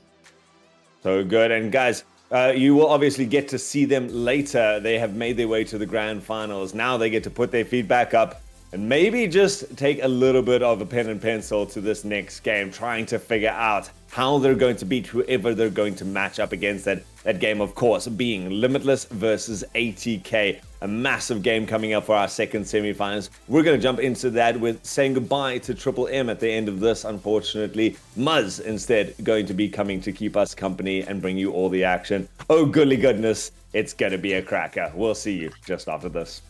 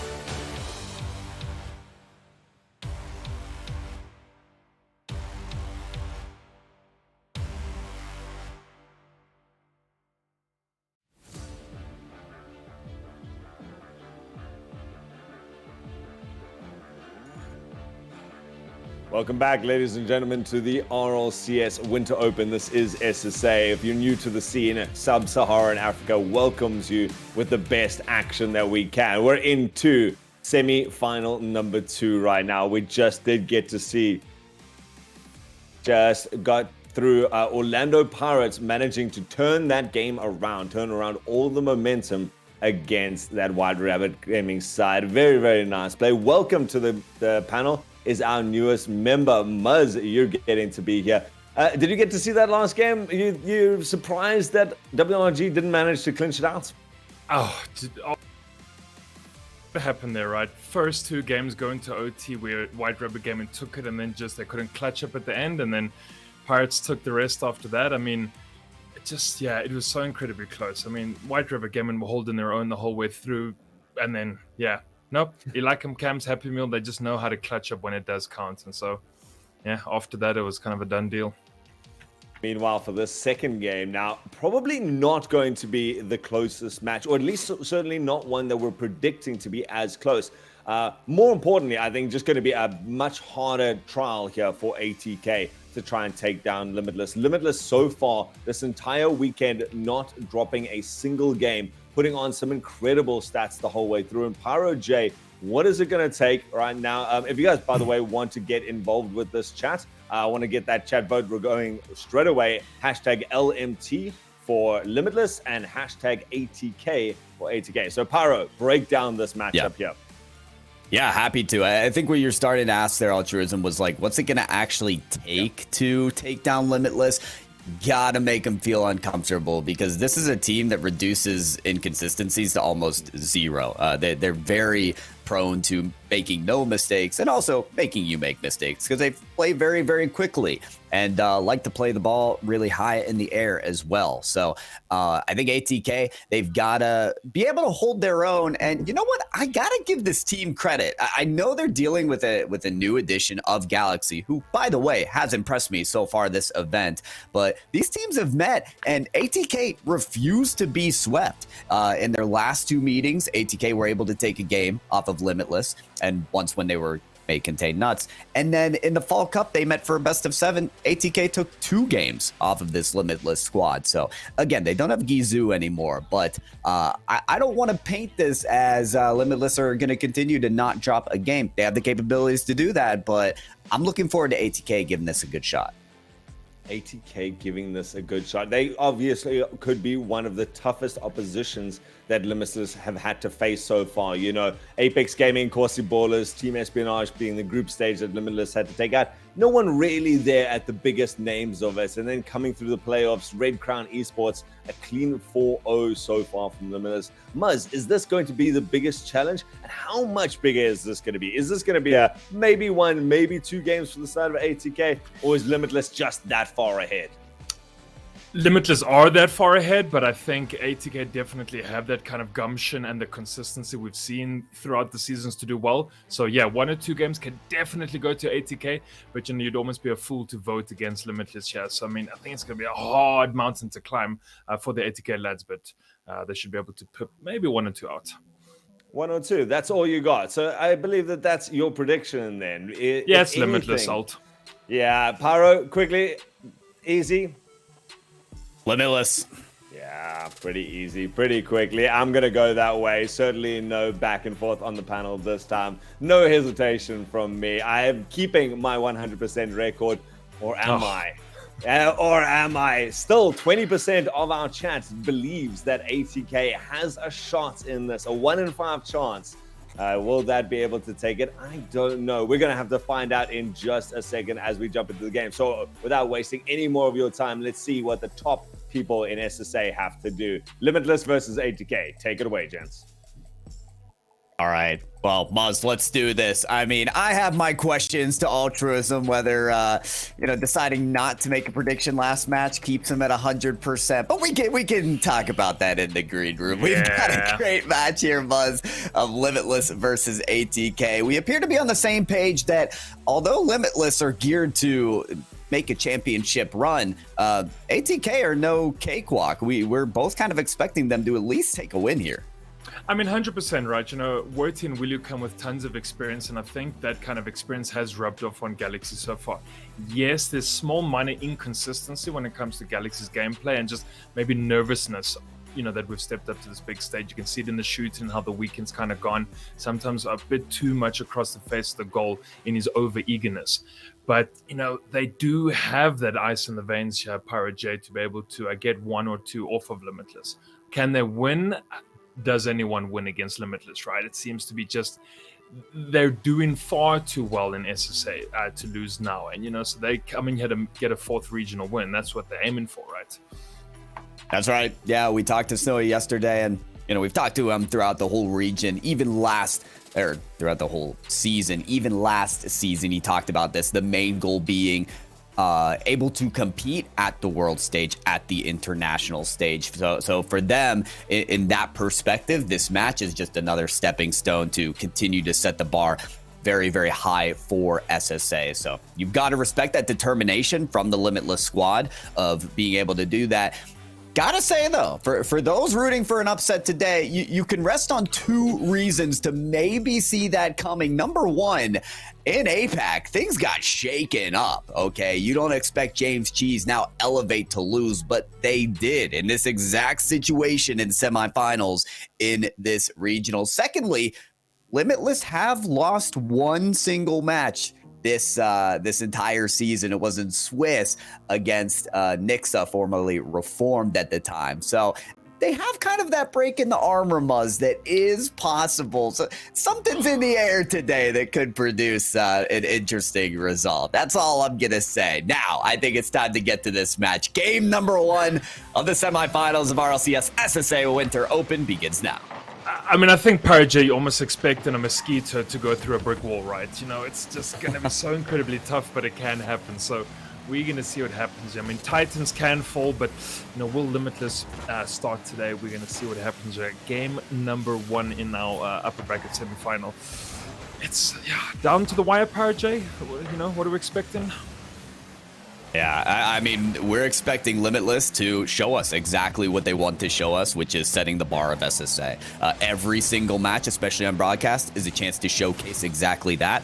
I don't think they're going to take any moments really to slow down, shorten up. However, Snowy not on target with that shot. That's right off of the crossbar. We're going to be looking at shot placement, especially throughout the series, Muzz, because Galaxy was one of the players to watch for me for ATK during this event, and although he's been outshining in terms of mechanics, he has hit the crossbar plenty of times this event. I'm looking for shot placement to be refined throughout the series. Yeah, and we do see to that for they get in. Oh, dunk coming down almost on Galaxy. Worthy has to follow up as well. Can he make that shot? Goes into that wide post there, Pirate J. Now Worthy would find in the demo as well. Can Darth bring this one down, but Worthy is going to comfortably push that one out, and so they survive. Oh, for a few milliseconds into that, we're able to get the first goal of the day. This is something that is inevitable in this region, is to die for scoring. He does it that time against 3 defenders, and not even 3 can stop him. So that play a bit concerning on the defensive end of ATK, but it's only 1 goal at this point of the day. We have plenty of overtimes in the last series. Maybe we'll get to that point in this game as well. But Darth trying to set up to die for off the backboard. Is Snowy going to slot in as the 3rd? No. He's playing back a bit far here, ensuring that he's got the resources to push up yet again. Darth clears out to the side for ATK to regain control. Good shot, but Snowy turns away. Yeah, Willu, almost that demo coming just to fruition for Galaxy to be able to shoot there. Worthy taking a shot as well. Is Darth able to clear that one out? He has opportunity for ATK. Willu not able to sink that one home. Tight defense here from the Limitless lads, and already a counter coming up from to die for. As Darth goes up, is beaten by Galaxy. Doesn't beat Snowy, however, but ball gets shoved out on the midway line here, Pirate J. And so far, ATK having an attempt at trying to get the equalizer here, but nothing coming to fruition just yet to die for. Finds Snowy when he plays out of his own corner there. Can he find a second man in the midfield? He's going to bring it down forward to die for. Oh, has a decent shot, but Galaxy was there to shove it out. Very difficult save there for Galaxy as Darth came in with massive amounts of power. Wait, there's a flub on the defense there from Limitless. Snowy somehow recovers in time. I don't know if he had warp speed on the recovery there, but he ends up with the save in a situation where ATK, I mean, those are mistakes you gotta take advantage of. Yeah, 100%. I mean, just opportunities going to ride there as well. And so far, only one goal on the scoreboard. You have power. Probably what a lot of us didn't expect here when you do face quite a formidable team like Limitless right now, and ATK still holding, on here as we head towards almost 90 seconds remaining. Can we see ATK do something with their limited amount of possession they have? They're holding on to here. Oh, the mechanical prowess they're shown by To Die For. Can Snowy get the dunk? Not able to, as Galaxy is going to shove it there from that backboard. Darts here, third man backboardy, trying to take a shot with nothing in the tank. Galaxy, though, doesn't get the dunk as well. To Die For there with the save and the quick counter from Snowy. Oh my goodness, those quick counters, Pyro. Yeah, very, very dangerous. And you could tell when Limitless, the moments where they really show their fangs, that they have teeth in this matchup, and it's those quick counters. As you mentioned, Muzz, the thing that is enabling those quick counters, by the way, is how readable ATK have been. Often, when they're on the top of the sidewall or the corner, they're just drilling a pass right in the center of the box. That's a good idea. Unfortunately, Limitless, they're not going to hang back in their net. They're going to expect that instantly and turn it into a clear and a pass down the field. So you've got to be really creative for ATK in the way that they kind of draw up their offense and produce something different. This no different for To Die For, as we've seen plenty of double taps from this player, but Muzz, they never get old. Oh, beautiful little pop pass there from Snowy on that midway line, just to be able to find To Die For as well. Just, it wasn't aggressive. It didn't have to be hard. It's just a nice small touch, allowing To Die For to get the double touch and the dunks. So, Limitless, they know how to control the ball. They don't have to be too, fancy or fast power. They just have to be able to find each other on the field, and they do so. Up by 3 here in game number 1. And will ATK are going to have a lot of resolve to find something when we head to game number 2. Yeah, this matchup looking a little more like, attempt to convince themselves that they can stay in this match. Oh boy. Well, containing Snowy, definitely something that's difficult. What we're seeing constantly, Muzz, is the pace of the game be pushed to limits that ATK are struggling to keep up with. Think about how many of the goals that we've seen have been produced off of the backboard, with ATK not being able to catch up towards the backboard to clear it away. Not that goal, but almost everyone before it. So ATK, they've got to find some way to match the pace of play from Limitless. 12 shots as well going towards the side of Limitless as well, Pyro J. They've definitely come out firing here for this semi-final. Oh, there we go. Snowy finds the 4th as well. So, I mean, you know what? They definitely want to put a stamp onto this series here. They want to get straight into that grand final versus Orlando Pirates. But my golly goodness, what do we do right here? You're 6-0, 30 seconds remaining. You've got Snowdo with 4 goals off of 8 shots. I mean, you can't stop these lads. When they're peaking, they peak. Oh, they most certainly do. Listen, keys to victory for not just ATK, but honestly any team, is to contain Limitless to under 4 goals. I know that sounds ridiculous because it's like, okay, what do you mean contain under 4 goals? Yeah, you want to do that in any game. No, Limitless are just so lethal on offense that the only way to beat them is to keep them to maybe 3. Of course, we see 7 here, but, that was one of the sticking points when we saw them play against Red Crown in the quarterfinals. Was we've seen them in a couple games in the past keep Limitless to just 4 goals, and that was the way that they kind of gave themselves a chance. They had actually a couple overtimes where they kept them to 3 goals, and it was 3-3, and then Limitless score in OT. So it's really about trying to contain them. I can't talk enough about the backboard defense, but I mean, Muzz, you can see how that game kind of the wheels got loosened up and fell off towards the end of it. Yeah, I mean, thank goodness this is going to be a best of 7 here, because ATK, they want to be able to find that resolve again. They want to find a way to come back into this. They want to limit those opportunities where Snowy and To Die For both getting up and putting the ball down off of those second touches and those clean passes that they make towards each other. Even though ATK had about 5 saves there, they still then conceded 7 goals, and that's just not enough, right? Shooting accuracy, so good from Limitless, and they've only begun. Yeah, it truly is the That's only the scary part. It is only the beginning, yes. I think everything is scary about playing against Limitless. There's nothing really that you can hide from there. But ATK, I mean, you look at this roster and you see those RLCS regional finalist tags. You can't forget that Wordy and Wilu especially are players that they've been in this situation before. They played these Limitless players time and time again. So this is nothing new to them, right? They're not like, oh my God, Snowy and To Die For hitting unstoppable double taps. I've never seen this. No, it's about adapting every game that you go and continuing to play against this high bar that is set for SSA. So every single game is a learning opportunity, and every single game is an attempt to try and meet the pace of Limitless. But Limitless, they're ever changing, and they are always scary, as you mentioned, Buzz. So we'll hop into game 2 and see what ATK can do to combat the effort. Yeah, and we've always had Ultrasm say on the panel as well that eventually you will have to face Limitless, and all you can do is prepare and be ready to face the music, right? So at the end of the day, it's going to come.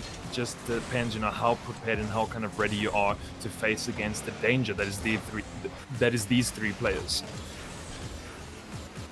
That's right. You always got to be prepared for a game like this. The beginning of this game sorting out to be a bit slower, just kind of how game 1 was. Takes a bit of time for Limitless to start firing away, and that respect is still given between both teams. To Die For cannot get past Wordy there, as he gets a good dunk on the 50-50. Galaxy stealing boost, but missing the ball. Darth has slipped it past 2 defenders, but Wordy again, very sturdy on the defensive end. Seen Galaxy do a lot with individual plays in this series, especially with the flip resets. But he's going to give that away and leave it up to Snowy to do that. That shot won't go, though. Yeah, it's a bit of a tussle there between To Die For and Galaxy. Okay. Able just to get past Galaxy and get the flick over the last defender there as well and just make it look so simple. Nice slow 66 kph in there. Gets it over Willy's head. I think there was one last touch there from Willy, but To Die For able to drive that one in. A little ghost touch there, and that just speaks to the finest of margins that To Die For operates on. He's assessing it all. What is going to be the play that beats them? To Die For, well, that is most certainly the play that is going to beat ATK on their shot chance there. Ends up with the save. Snowy now off the ceiling to meet Galaxy, and he will win that 50-50, but Darth follows up with the demolition. To Die For does see Darth on that side. Whoa, the shot just a little too wide, but oh, you can always see how these transitions to offense for Limitless can be so quick. Yeah, no, you can't even, have no one at the back when these guys are going to throw a ball at you, because then it's going to be, dangerous territory. The Galaxy trying to get the flick over Snow, not able to do so. Darth and To Die For, they just comfortably able there at the back, stopping Wordy's shot on. Galaxy with a nice catch, flick over 1. Can he get past Darth? Not able to do so. Wheelie on this left-hand flank. Now, can he find a player in the midway line there? Oh, Wordy not able to get the shot in there from that left-hand side. Again, kind of deja vu of the first game. He had a slow start for Limitless Pyro, but then when those floodgates do get open, oh boy. Yeah, it can get scary for sure. To Die For does see Snowy on the sidewall. There's a shot taken. Wordy cannot find the touch. Must have come close there. And it's so, at this point, you have to read it, because Limitless are farming these sidewall shots that transition the ball from the midfield to ATK's net in the blink of an eye. And ATK, they just still cannot keep up with it. Listen, Limitless shot power and precision are not going to change whatsoever.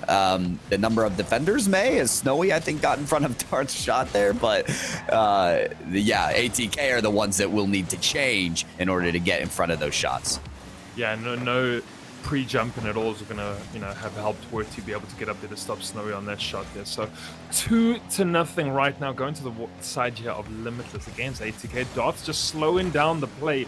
They can have all the possession in the world right now. They are ahead, and famous words from our panel often, Limitless can, they get that lead and then they get to relax and they can coast. To die for, oh, he's taking this one in very slowly, almost a bicycle kick coming up from Darth as well. Well, they seem to be maybe playing around a little bit here with the ATK in the semi-final, but just having fun with it as well. Yeah, Galaxy, he's got to bring it from his own corner there, but more of a precarious pinch to that corner there that allows 3 Limitless players ready to get into that ball, and we've seen already a lot of the dunks and the double touches coming from those backboards. Werty, can he get over to Dafo? It's going to go up towards the ceiling here.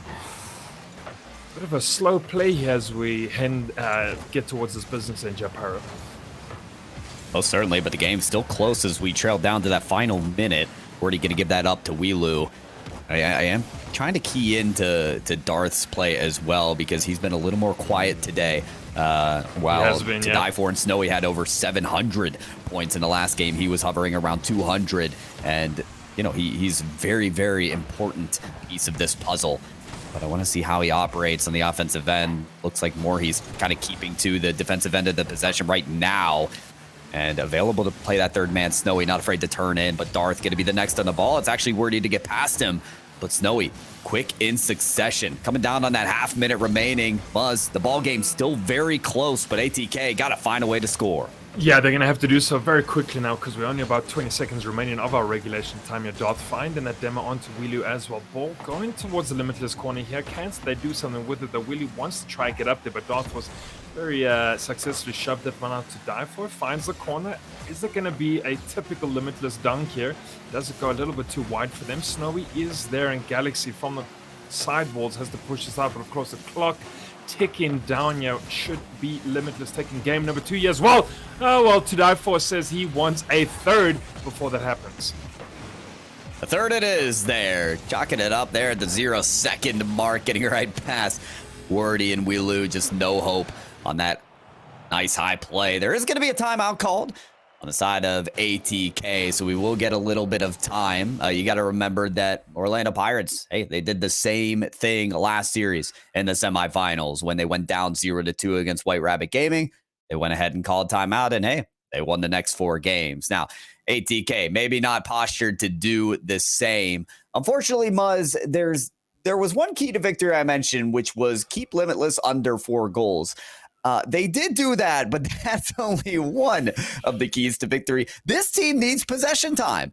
I mean, if we had stats, if we had percentages on how long Limitless spent in ATK's half, it would be absurd. The ATK being able to chalk up 4 shots on net is good, but they got to find a way to make Limitless break a sweat. And that seems to be pretty tough to do right now because, as you mentioned there, in the middle of the game, Darth as well not really showing us what he's doing right now, not really flexing those muscles just yet. So when ATK could only put 4 shots on, due to that position you're talking about and just kind of being dispossessed as well by Limitless, no wonder this timeout's coming so soon, right? How often do you see teams going into game 3 and they really pick up the timeout there as well? And Werty, of course, knows he needs to have a chat with his teammate there. Leox as well, the coach, needs to just see what they can do to what, Pyrojet, just to try get on the other end of that, defensive third of Limitless and try to put one in. They've had opportunities, there've been moments, but that's just at brief moments. Yeah, they got to make those moments count, but more certainly need to make more of those moments on offense right now. There's too many things to fix, honestly, Muzz. The list is very long, so it's only right that they called a timeout to be able to discuss all of those items. And listen, we could go on and on about it. We could say how the counterattacks are probably the most dangerous component right now. The Limitless that ATK have not had an answer for, but I remember back to the interview that Eliakim mentioned. What did Happy Meal say in their interview or in that timeout portion after they went down 0-2? It wasn't particular strategies. It wasn't this thing or specifically that. It was, guys, we just have to play our best game. Like win or lose, let's show everybody like what we're made of, and we're either gonna lose not playing our best or lose actually playing our best or win. So the point is, ATK just need to give everything that they have right now, everything they've trained for, not to hold back, not to feel hesitant against Limitless, but to give it their all. Yeah, I mean, exactly. Put everything out on the field right now. You know, you're at a very important Winter Open semi-final right now. Game number 3.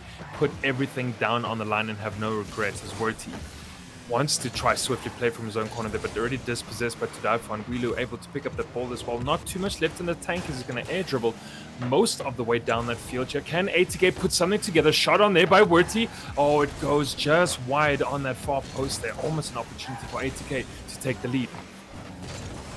Well, they're putting their all out on the field right now, that's for sure. Good look there from Wordy, but a little bit questionable on the back pass there as it was to Wheelu that got away from him. They're still able to turn it into another possession here as Wheelu catches that clear, but leaves it up for Snowy. I don't think that's the first touch that they were looking for. Snowy looking dangerous as he hangs around that ball with the first jump and dodges into it for the goal. Yes, finds himself his second touch there as well, or even a third as he passes to himself. And you mentioned a lot of those wall plays that have been very successful here for the Limitless side. And you know, how does one even begin to deal with just, you know, a lot of the plays coming from those walls? It's very difficult indeed, especially when they're lining them up from clear to pass. I mean, at a certain point for ATK, they've got to look for exactly those passes. That's great observation there, is that they're cutting off those passes off the sidewall. Good interception. The vision has to improve right now for ATK, and we're starting to see that, but is the composure there? Snowy able to fake pass one, but not flick past the other to die for off that reset. Could get a second, a third touch, maybe even find its way under the crossbar, but no. It pokes right out. Wheelu has the option of Wordy trying to play blocker, but to die for avoids it and kicks that ball away. Yeah, just a brief moment there for ATK to get a counter strung together through Wheelu and Werty. Now Snowy already sending all the way downfield. Werty is back, does make the save. A little bit of interference still called there by Snowy. Darth not able to take that shot there. Now Tudaifa caught a little bit too high up, but he's very, very speedy and he'll be able to get back there. So Werty not able to sink that one in. White Wheelu is there. Galaxy takes the shot. Galaxy can't drive it home because Darth puts a fat body in the middle of those goalposts there. Pyro J just, you know, ATK are trying, but they keep on getting stopped. Yeah, but boy, is this more convincing than previous games, huh, Buzz? I mean, we're loving the fact that, yeah, this is what I asked for, really, was for Limitless to be forced to break a sweat. And I feel like they've had to climb up to some tough chances against ATK, but here they come on that transition again. Wheelu, not the touch he's looking for. Snowy takes advantage. Just catching that last defender as well, a little bit too out of the box, and is able just to get it past him on that right-hand side, beat the man and score. Well, Limitless are showing us a masterclass in what it is to play Rocket League right now. Galaxy does take the shot, and they're kept up once again by Darth. Darth doing superbly well, does have the 3 saves to his name at this moment in game number 3. Wheelu trying to take the shot there as well. Tudaifa does keep him out on that near post. Ball going all the way downfield. Darth, though, just unfortunately gets that backboard as well. He wants to get his name, I'm sure, on the scoreboard as well, because Snowy and Tudaifa are taking all the goal opportunities right now. ATK need to find something up their sleeve right now. They need to at least put in one and have that consolation goal. Well, there it is. Darth will find himself quite a comfortable open net. Undoubtedly one of the most consistent and reliable players that exists in Rocket League. I love that Floor Destroyer title that he's sporting as well. That's the one you want to sport, to tell people that you mean business out here. But seriously, wherever he is on the scoreboard doesn't matter much to me, Muzz, because whenever he's on the ball, you know that it's going to be not just a very convincing play, but also a smart one as well. That's why Darth and Snowy have achieved so much together between this season and the last. And the duo of Darth Snowy is going to be able to score the 4th as Limitless begin to run away with another game. Yeah, Wheelu as well, trying to get round from that corner quickly to make the save. They're not able just to get there speedy enough. as he does hold onto this ball now. Galaxy did get the demo there onto Dafo as well. Really trying to get a nose to the ball there, wasn't able to get that final touch to Dafo, again making a clinical save. Galaxy's up, slight whiff there of the ball to Dafo, wants to send it down the mid line now, and Werty's there with the ball. Wilu gets a touch as well. Wilu, can he boss his way through these blue defenders? They are so beefy at the back. Shot on by Snowy. Galaxy, though, finds a touch, is able to shove it out. Minute remaining here. Darth up to the ball, but can't find the touch. Wilu will have time on this ball. Pass out to Wordy. Oh, maybe an attempted give and go there. I'm not sure, but the ball breaks loose here for to die for to get a touch. Can he steal the goal? Not quite. Snowy racking up the tally out here. That is 4 goals for him in this game, and I don't know, Muzz, an unlimited amount so far in this match. Yeah, and you know, just a vision there from Snowy as well. He understands that a lot of the ATK players are really high up, and so he can send a long ball down towards goal. As long as he's on and that accuracy is fine, he's going to be able to get to the back of the net. And so he does about 75% of the field shot there, and he gets it in. Ooh. Snowy once again finds that top bins, and man, oh man. So what, floodgates once again? It's Championship Sunday. Yeah. If these teams, these players are going to give their best no matter the occasion, no matter the scoreboard, no matter what they see. If it's a ball in front of Snowy, he's going to break loose and show everyone exactly what he's made of. That is a ripper of a shot that we saw there. We got half a minute remaining now. Limitless showing exactly what kind of bar is set in SSA.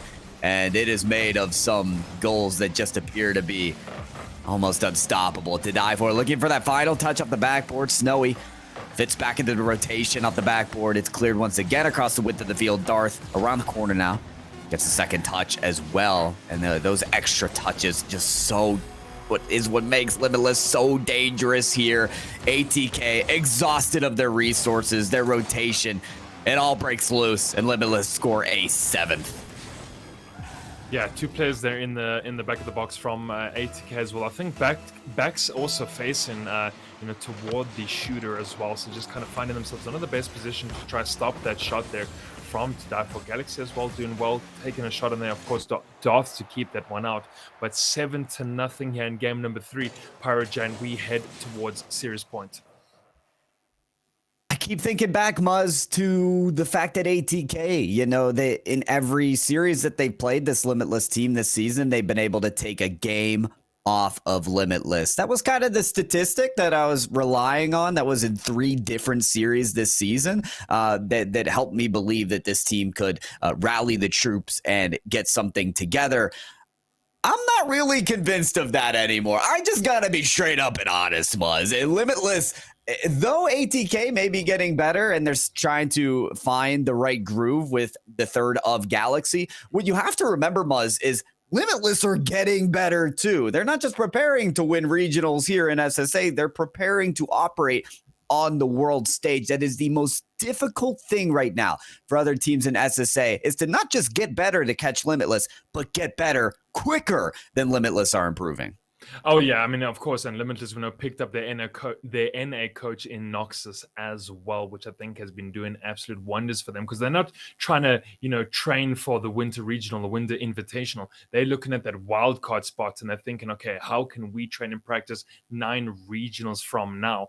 And this is kind of just the hurdles they have to jump through each stage of the way to get there. And, they are giving us the absolute masterclass right now. So, match point, Pyro J, do we see ATK kind of pull something big out the hat, or is it going to go, towards the side of the blue? The way this match is going, it does not look favorable one tiny bit for ATK, but a new game is a new game. It's a clean slate. It's a chance for ATK, one final chance in this regional, potentially, for them to show us what they are made of. As they continue to try and reach the same heights as that regional finalist role that they already achieved in the previous split. This split not looking like they'll get the same chances to die for. Breaks past 2 defenders and finds that final shot. You know, just in case maybe, you know, no one else knows this Pirate yet, but of course Limitless have also not dropped a game yet at all in this Winter Open. So, you know, they're going very much undefeated straight through into this grand finals, and hopefully we're going to see Orlando Pirates able to break that record now, because man, oh man, Limitless having an absolute tear here through this Winter Open. To die for, trying to take the shot, and it doesn't get the dunk on Galaxy, but he gets the second touch and a repeat dunk as well, assist from Darth. Yeah, I mean, I'm wondering how to die for. Nice. Okay. There's the goal. Nice. Ended up with that goal because, you know, the beautiful thing about that is everyone is on that play. Darth, Snowy to die for. They all know that that is a very, very viable scoring chance for them. And so, yeah, they do indeed take it. It's a very, good chance still, though, for ATK as Weelu pops up for this. It's a moment where Limitless are caught lacking. Yeah. No, very good shot there from that left-hand side. Big Galaxy to pass infield to find Wheeler there, and they just pipped past the last defender. So here we go. I mean, this is what we want to see, right? Is it going to be a game for shenanigans where ATK will be able to bring it back? I mean, maybe not reverse sweep kind of territory, but at least pick up one game and break that curse that Limitless have been thrown down here on the Winter Open. ATK again in defense here. To die for looking for the dunk, able to get kept out though. Wheeler, can you do something with it? Galaxy causing a bit of interference, but Snowy goes up. Is he going to get the touch on? Looks for that pinch, though kept out by Werty. Okay, Galaxy, what do you got in terms of a clear? It ends up right in Snowy's hands, and he places it top corner. This is a very striking difference maker between ATK and Limitless, where Limitless are operating clears to the side wall straight in position for a teammate to clear down the entire stretch of the court. ATK are just trying to survive. ATK are just trying to hope that that clear doesn't meet someone from Limitless. Well, it certainly does. The intentionality very much needed from every single play of ATK. They do better with that clear. They're able to manage it out towards the other side of the court. But Snowy, well, he's back in business. Yeah, don't give Limitless too much space here. I mean, Snowy was able to go so far down that left-hand side there, uninterrupted, and of course just a pass there, finding to die for as well. Beating Willie on that corner there, nice little ceiling pass as well, gets it down, finds the dunk. That's just way too much kind of given towards the side of Limitless here. You thought they'd be contested, you know, you thought Willie would be able to get up in his face even before he went up that corner. I think just, yeah, so much being almost given here to Limitless that's allowing them to run rampant on this game. Yeah, that last play was one of the more disheartening approaches I've seen from ATK, in which kind of every player just stopped, and it must have been a level of miscommunication or something, because there was no contest towards that goal. In this position, Galaxy just can't keep up with the placement of To Die For. I mean, Muzz, I'm getting to the point where I can't even analyze each goal, because another one is just right in the net again. It's tough, but, you know, this is the case right now of SSA. This is the case of Limitless, where the way that they've been able to improve, the way that they've been able to set the benchmark of this region is like no other, and nothing's going to stop that advancement of this team. Yeah, we saw Red Crown Esports yesterday as well, able to get a goal against Limitless, able to push them to an overtime as well, but then at the end of it, they're not able to win one against this team here. And so they are just the heavy hitters, and they are able just to, you know, get on the field and do such dangerous things here in the sub-Saharan African region here, as we see ATK with a bit of possession right now. Small fumble there from Werty. Can he shove it in? Close. Oh, goes across the face of the goal. They're not able to send it home. Willie as well with the controller, but To Die For are going to pop it up. Werty takes the shot. There it is. They find a second for ATK. Attitude to a team that just will not give up there. Weelu sticks around the ball for a favorable 50, and Werty knows that this duo has to shine once again, as they have many times before, the duo of Weelu and Werty. So he's there to collect on what 50 that Weelu can manage, and they're able to find a second goal here. Galaxy, seen him reset before, but that one not enacted.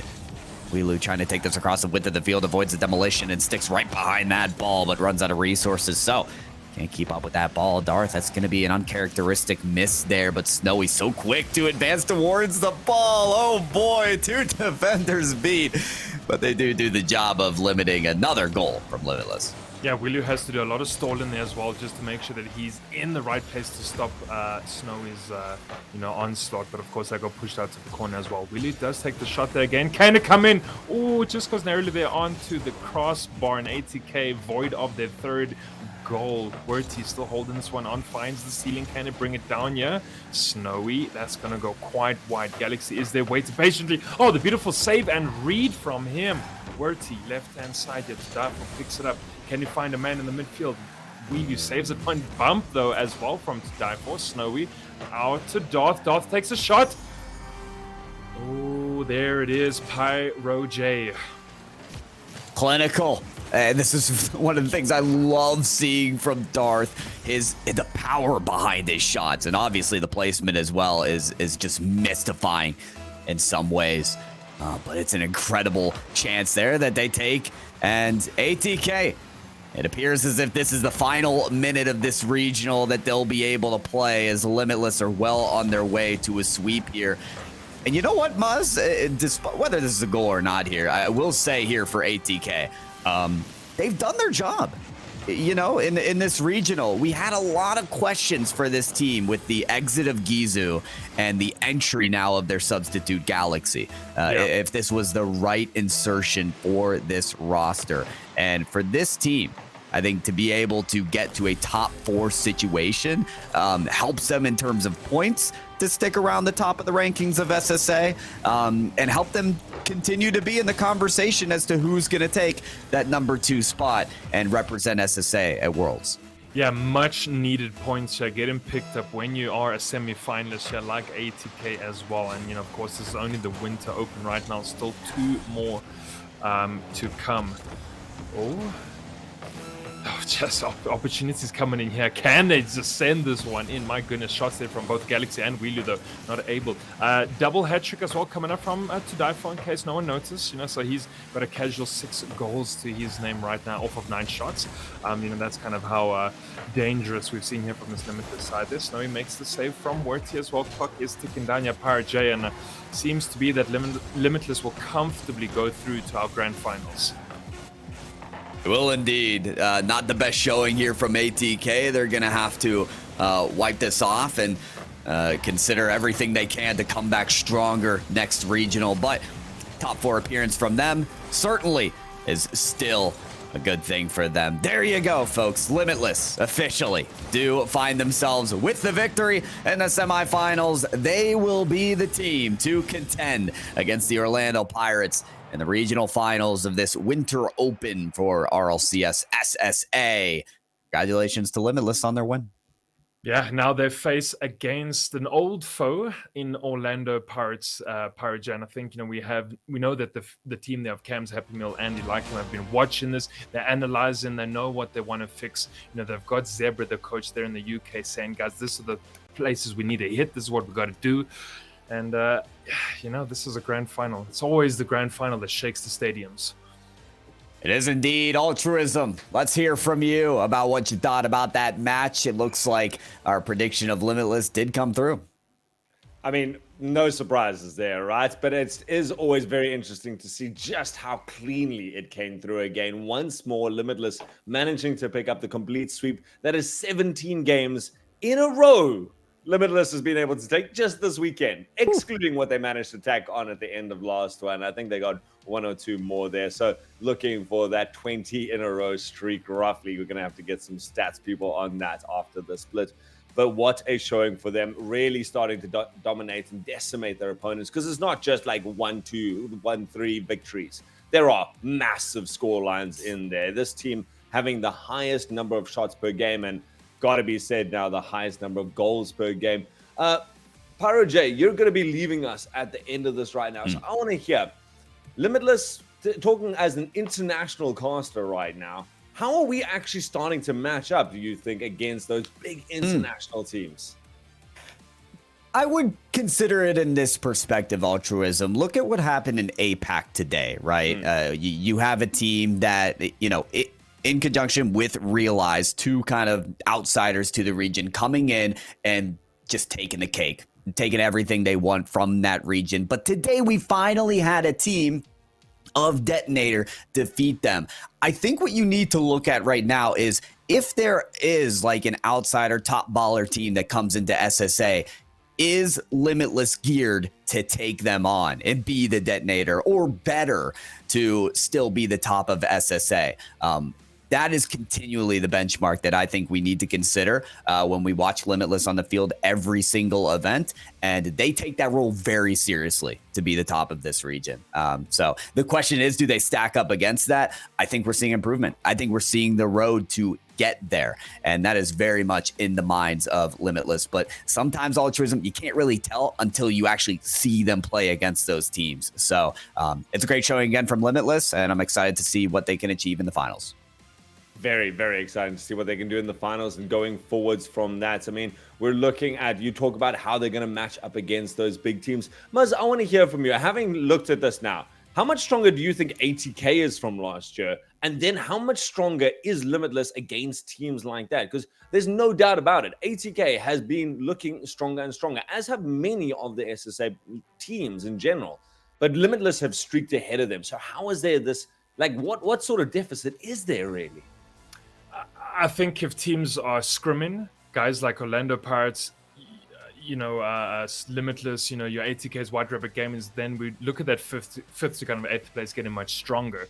But that disparity between Limitless and the red of the pack is just growing so wide. The Altruism, you can't slow them down right now. So even if you practicing against them, even if you have that iron sharpening iron, it just seems to be a case of how do you stop this juggernaut when it gets running at you, right? So everyone else is getting stronger, and we're looking at so much competition. And you spoke about those challenges yesterday to the second place behind Orlando Pirates, but hell, there's about 30-point difference there between OP and then Limitless, right? So they're sitting very comfortably on top of the throne, and everyone else is just fighting there for the steps. Okay, Pyro, your last comments, your final thoughts over this whole weekend. You're now not going to get to say anything more. So besides slamming any of your co-casters for apparently sitting on the fence, what last wisdom do you have to share about what you're thinking of this SSA scene? I had to hit you with that altruism. You knew that I did. I'm very impressed with between the off season and now with a lot of these teams. I love the fact that we had a group of a true group of death, that there were that many questions as to who would rise to the occasion. Shout out to Team Fusion for putting in work over there. But still, we have some very similar storylines of Limitless. And I feel like I'm the barrier between now and getting to that finals. So I'm just amped up for this championship. I want to see it. I'm hungry for it. So let's get to it.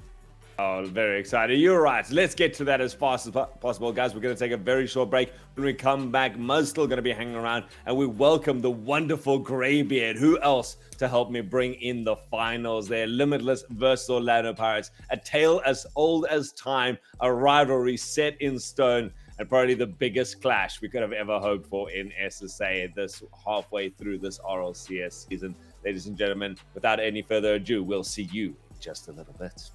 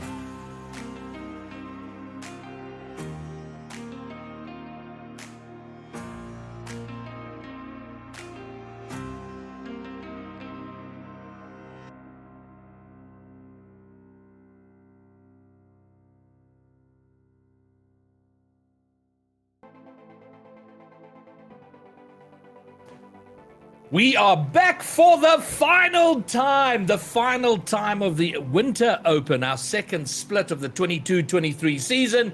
I'm thrilled to be back in the chair, Greybeard, Ultrism, moving into the caster's seat, and then Muzz coming up for a little bit of analysis. Gentlemen, we've had a fantastic weekend, and it all comes down to this, Championship Sunday, and would you believe these players, these 6 players, Eli Kim, the only real new addition to these 6 players contesting a final. It used to be Orlando Pirates Bravado, now it's Orlando Pirates Limitless. But man, oh man, Muzz, it's been a good weekend for both these teams to be where they are.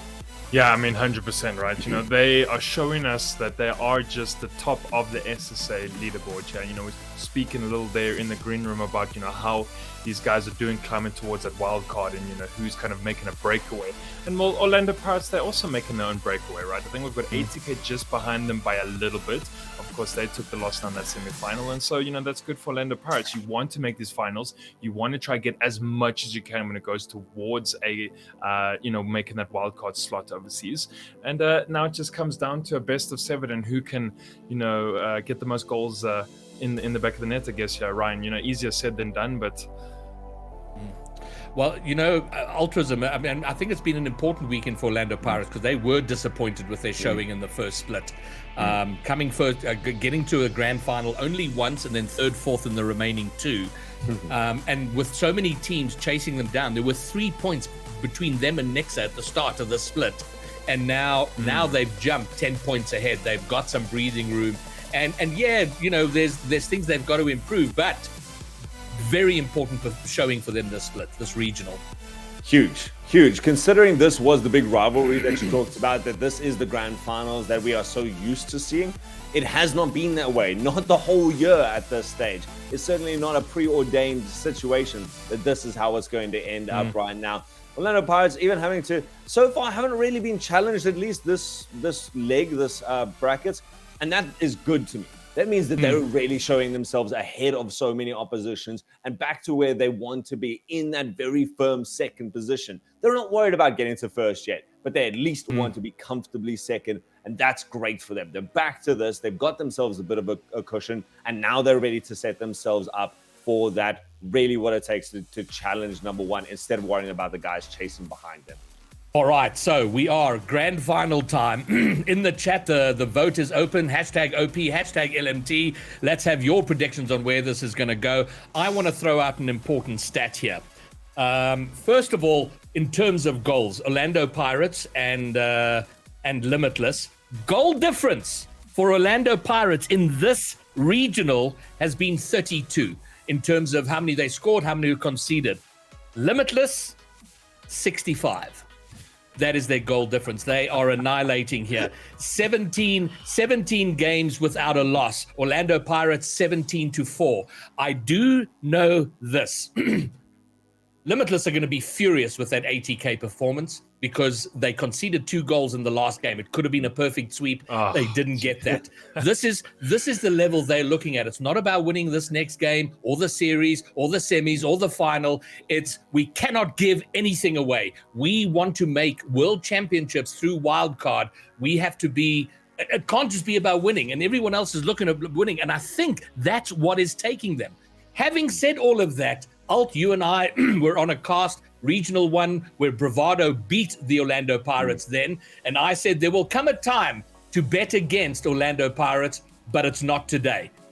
Is this the day to bet against Limitless? I'm not entirely sure. Muzz, your prediction, please. It won't be great, but it's going to be Limitless, that's for sure. All right, simple as that. Ultrism. I think that if there is going to be Orlando Pirates taking it, it's going to be today. And so this is it. This is my wild shot in the dark. I think Orlando Pirates, now take it. Guys, this is your one shot if you're going to do it. Wow. Please, finally, Alt, finally. that surprises me. Okay, the question for me is, can Limitless finish this undefeated? Can they do it in a sweep? They will win it, but I don't know if they'll do it in a sweep. Okay, Muzz, thank you very much. Casting this one is going to be me and Ultrazim. Let's go, Commandos. It's howling time. The grand final of the Winter Open Ult. I can't believe, you know what? We wait so long, 11 weeks to get here, and bang, it's done. We're in the final. In 45 minutes or so, it's going to be behind us. I don't care, man. Just this whole weekend has been the build-up. It has been paying off for that 11 weeks. It has been so worth the wait so far to get to see the level that these guys have gotten to get to see the mechanics that they're starting to pull off, to see the new teams really starting to show their way. And we get to see it now culminate with the two teams, the classic two teams, Orlando Pirates and Limitless. And away they go. It is all happening here. And the final, this is it. And I don't know if nerves are going to be a factor early on, if there's going to be a little bit of attention. I think more so on the Orlando Pirates side than it will be from the Limitless side, because Pirates know the task they had ahead of them. Cam's having an opportunity. Darth gets in front and will get it away. So if Orlando Pirates have a chance here, they've got to deal with any anxiety and nerves pretty chop and very quickly. Yeah, but they've got the big match temperament, right? They've done this how many times before? This is not a new find for them. The only thing that's really different is how well this Limitless side is doing. I don't think there's ever been this much of a deficit between the two teams. Oh, that little bump. Oh, that little bump to start it off. Really, that's how we're going to secure Snowy. The first goal is Darth coming from the side. My! Assassinating Eliakim. What a way to start it off for Limitless. It is even more savage in the replay than it was live. I mean, Darth coming out of the Orlando Pirates corner. He knew exactly what was what. I mean, what a play. I mean, devastating play. And wow, great start here. Limitless up early on. And they want to press advantage and to continue. Oh, there might be a second here, but Snowy's shot is glanced away. Is for them is can we completely decimate our opposition? Because it's hard for them. They, you know, there might be a return here. No, it's going to be cleared away. It's hard for them to keep improving without the benefit of boot camps and all of that. So they've got to just look at those tiny margins that can take them a little bit further. And you know, I think Snowy, oh, the shot! It's there! Somehow Orlando Pirates, before we get into any sort of analysis, Eliakim slows it down in the center, pops it out. They kind of put Snowy into a difficult position, maybe just harassed a little bit, but Cam's following so quickly behind it, manages to get Orlando Pirates back on. And I think that could put a thorn in the side here of Limitless. Yeah, that's going to be, that's a key one for settling Orlando Pirates, because they're like, okay, boys, we can get in this. I mean, ATK took nearly 4.5 games to find a goal against Limitless. Orlando Pirates have done it here within 2 minutes, so that's something they got going for them. Now they just got to carry it on. Eliakim has to make an important save now, challenged by Snowy. Still, Happy Meal now clashing it out. Cam's quick reactions to stop that rolling towards the goals and becoming more dangerous. And I think that's a big thing against this Limitless side. It can't go anywhere near your goals. A backboard, a corner, you know it's going to be dangerous at any stage, and you cannot put it down to a single person to make them the save.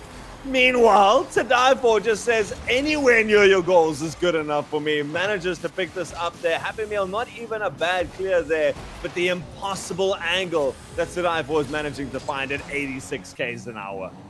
And you know what? He's the man of the angles, because against ATK, we saw a couple of those angled shots. It is unbelievable. Darthia coming off the kickoff. Maybe something to happen there. Nice clear, important clear, but To Die For going to pick it up in the midfield. And Orlando Pirates do very well when they apply that sort of suffocating pressure. We saw them do it yesterday against WRG.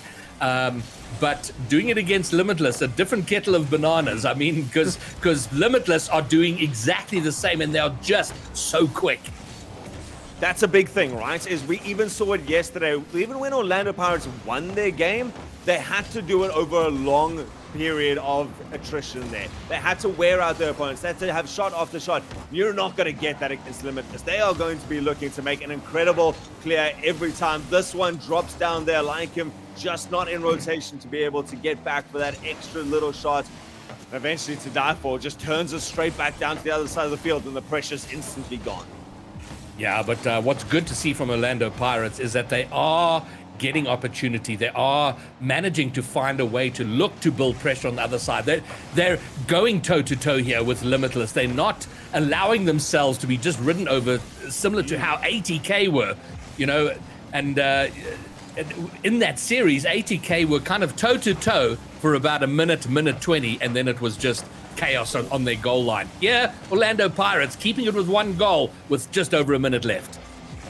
I like him there, pushed up very high. And he's got to, though. You've got to. Most of the time, against most teams, you can't afford to group up like this. But it almost feels like this Orlando Pirates side just wants to get so close to each other because they need to be there for the quickest reaction, the quickest little follow-up that they can. And so they're trying to really stretch their limits against this other side. Meanwhile, somehow it's still just a single goal in it between these two teams. The Orlando Pirates still well within the ability to take this game. Ooh. But we do know that Limitless, with any lead, just wants to make it further. Yeah, and it comes down to, remember when this Limitless team were Orlando Pirates, we used to talk about the fact that they so rarely made mistakes that when you do, you have to punish. And we saw a little bit of a one there in front of their goal. They get away with it. Oh, Snowy shot, bottom left corner, but Cams was there, Cams was ready. And still only one goal in it, and it can change very quickly, but it's got to get out of their own half. Cam's going to send it long. It should be picked up easily by To Die For, and I think he's just going to run out clock here. And is he? Oh, gets the dunk. It's off, and they might still get it. Cams will clear it. Clocker's run. I'm not sure they can keep it up. Eli tries. Darth, though, not looking to kill it immediately. Okay, To Die For's had enough of that fun and games. Put it to the ground. Take game number one. Yeah, listen, it's a one-goal game. We haven't seen a lot of that from Limitless recently, but it's a win. Yep, 100%. I mean, we have gone to one other team has taken Limitless to an actual overtime. Pirates, as close as possible. Certainly the closest that we've seen Limitless push today. And I don't know if that's a sign of things to come. It might just be Limitless going, okay, these guys are a little bit better than everyone else, so we've had to push our way through so far. But they did enough. 9 shots in total from Limitless compared to 3 from Pirates. Tripling up that shot count is maybe a sign that Limitless is still feeling comfortable. They still feel in control of this game. And while it was a great shot from Pirates to be able to send that in, not too many other massive opportunities for themselves that they just let go awry.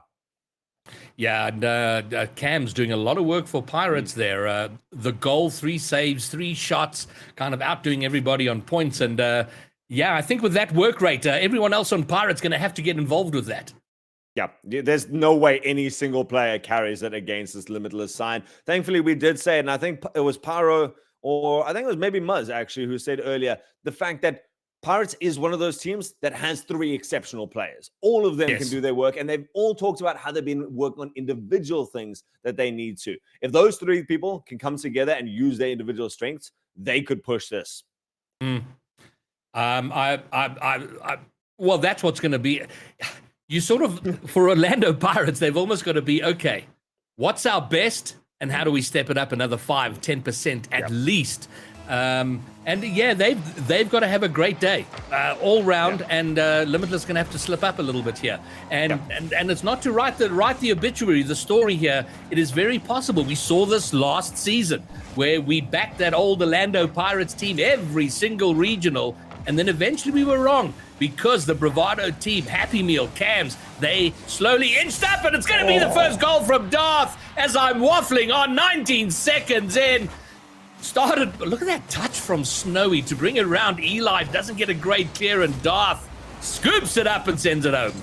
I've actually seen that play a couple of times from Snowy. He puts it into the corner to make it awkward for the defenders, and then he chases the angle around the side, either getting in the way, getting a bump, getting an extra little touch, and making the defender do a little bit more work than they're comfortable, meaning that they don't get the clear out. And eventually someone's just waiting in the center so quickly to put in a devastatingly good shot. Good angle there, good pass. Cam's just unable to get onto the side of that, meaning Limitless still keep their 1-goal lead. But 1 goal is so far all that they've needed, and it is still technically a victory, a lead at this stage. It's up to Orlando Pirates to do all the work to bring it back. And so far, a little bit of consternation in the center, not being able to make that way down the field just yet. All right, Snowy, pancaking that ball against the wall and keeps the pressure on for Orlando Pirates. Eli toward the net. Snowy gets there. Darth had him backed up. Is that a double commit, or were they just backing each other up? Either way, it works out, and they're back over on the Orlando Pirates side trying to make something happen. Great 50 from Cams, but they are still defending. Yeah, good shot, but again, it doesn't matter if it's the double commit if you make it work. Now, just the shadow defense comes out to die for, helping out Darth a little bit. Darth without any more on this. A little bit of a hard touch from Happy Meal, sends it into the hands, and two people up, instantly rectified though, coming out there. Darth waiting in the center patiently, meanwhile to die for, just going for a little bit of a demo play, aggression.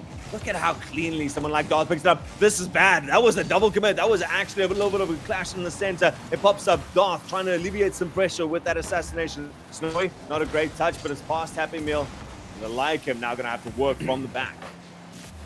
I spoke yesterday about how this Limitless team, not huge on their content, but one piece of content I so badly wish they would release is their comms. I would love to know how this goes. Opportunity for Orlando Pirates is cleared away by Darth.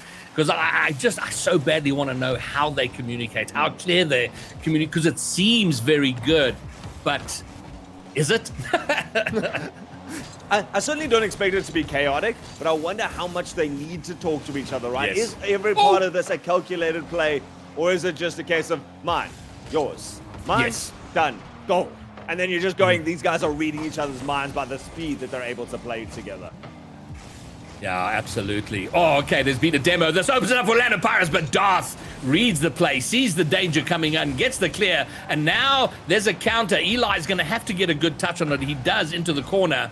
But Limitless so quick to pounce, to die for Happy Meal, and he will know to die for very well. They were teammates a long time. no. There's been a mistake. Darth! Oh, Eli saves. Pirates going down 2, my word. So dangerous and nearly to die for. Making another one. Snowy's up for this. Decides to put on the side there. Happy Meal jumping out there. In fact, there's a couple of orange players in the air. That means it could come back. Darth assassinating like him. Opens up everything. Snowy making the pass to die for there for the finish. Everyone involved with this. And Darth, having looked for the last person there, clears every bit of space there. 2-0 for Limitless. We spoke about the communications, and I think you're right. I think there's a lot of monosyllabic communication that goes on, but you see it play out on the way. I mean, that whole play happened. Everybody was involved. The demo, the pass, the final clear. Snowy making sure to be out of the way of to die for him to take the shot. It was incredibly effective, incredibly clinical.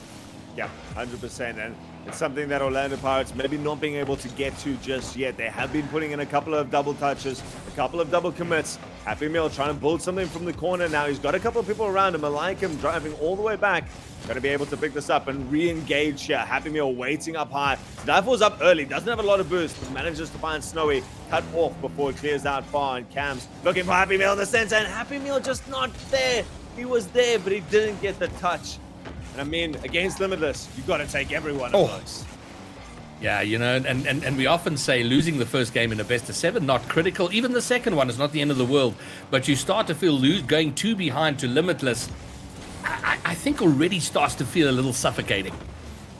Yeah, 100%. Every time you don't make it work. Every time you try so hard, put in so much effort, endure so much pressure from them, and you still fighting it out. And then they start putting in combos like this. They start chaining it together to die for there, just deny it. But certainly baited out the 2 defenders.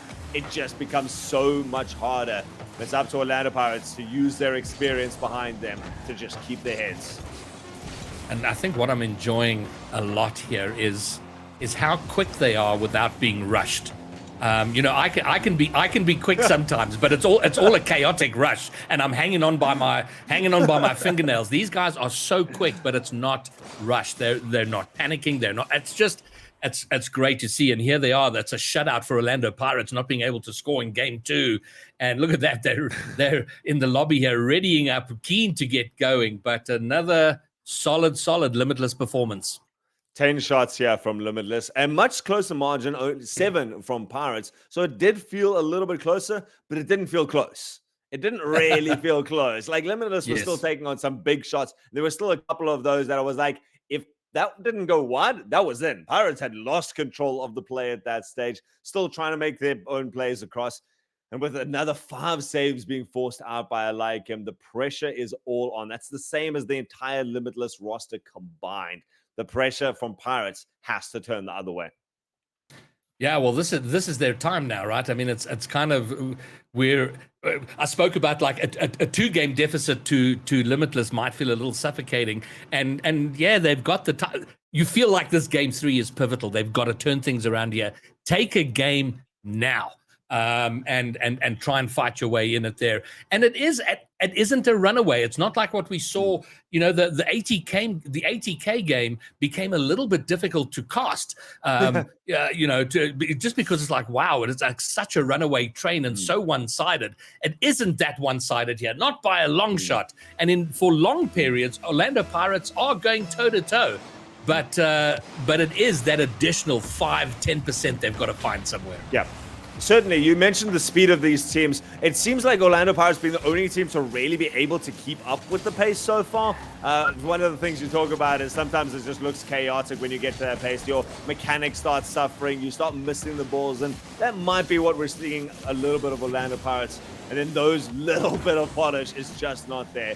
And that's what Limitless is taking advantage of. But still, the pace seems to be there. They're reading the players. They're up to the saves. They know what they want to do. But the bomb there just stops it out there. Happy Meal unable to come back.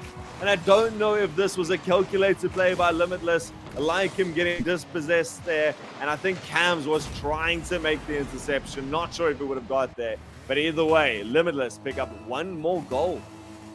The number of times I've seen a ball heading toward the net and to die for is always near the ball, looking, he's there for the insurance, but it always looks like he's like, oh, okay, I'm going to try and steal this if it comes. But I think it is just a consequence of their play. Is like he's up there, it's heading to net. I'm just here to bump someone out the way or to put in the little tapped redirect or shoot and make sure the goal happens. Either way, it is a goal for Limitless inside the first minute. Orlando Pirates once more chasing the game. Haven't scored a goal since the first game, but they've come close. The games it has been 1-goal games for the most part. It's been close at the very least.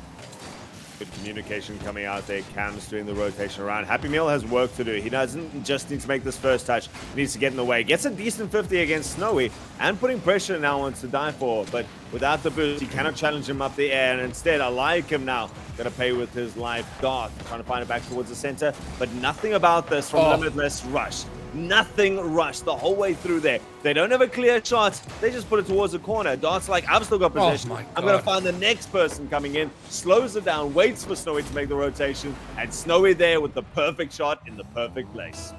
The entire team assist play there and the mechanical work from Darth to touch it to the corner and turn around and tap it in for the pass to Snowy. Remarkable stuff. 2-goal lead now. Inside the first 2 minutes. Maybe something here. Cam's trying to get by. He gets it in. And man, Cams remains a soldier for this OP side. But the work there from Eli for the pass before he's eliminated. Lovely stuff. Amazing. That is what it takes to score a really good goal, a decimating goal against Limitless there. Being able to combo that pass up to him, turning around, dropping it back down, pushing it just that little bit further out of the reach of the Limitless players. And it seems like we have a revitalized Orlando Pirates side. They've got people jumping for this. They've got this back to a 1-goal game, and there's still 3 minutes left. They need to turn it around. This is the pivotal game number 3 that you're talking about. And they had a good look at a kickoff goal. Eli there sort of having to really snatch at his shot, putting it wide, but that would have been beautiful. But they got to put that behind them and look to manufacture their opportunities. And since the kickoff, after scoring that 1 goal, has done very well. They've looked more threatening than we've seen for a lot of the play. And this is good to see. The pressure continues to die for, to Snowy. Oh, no. Snowy! Oh, my goodness gracious! Okay, that's not even a counter-attack. That's a 1-2 punch from the floor and done!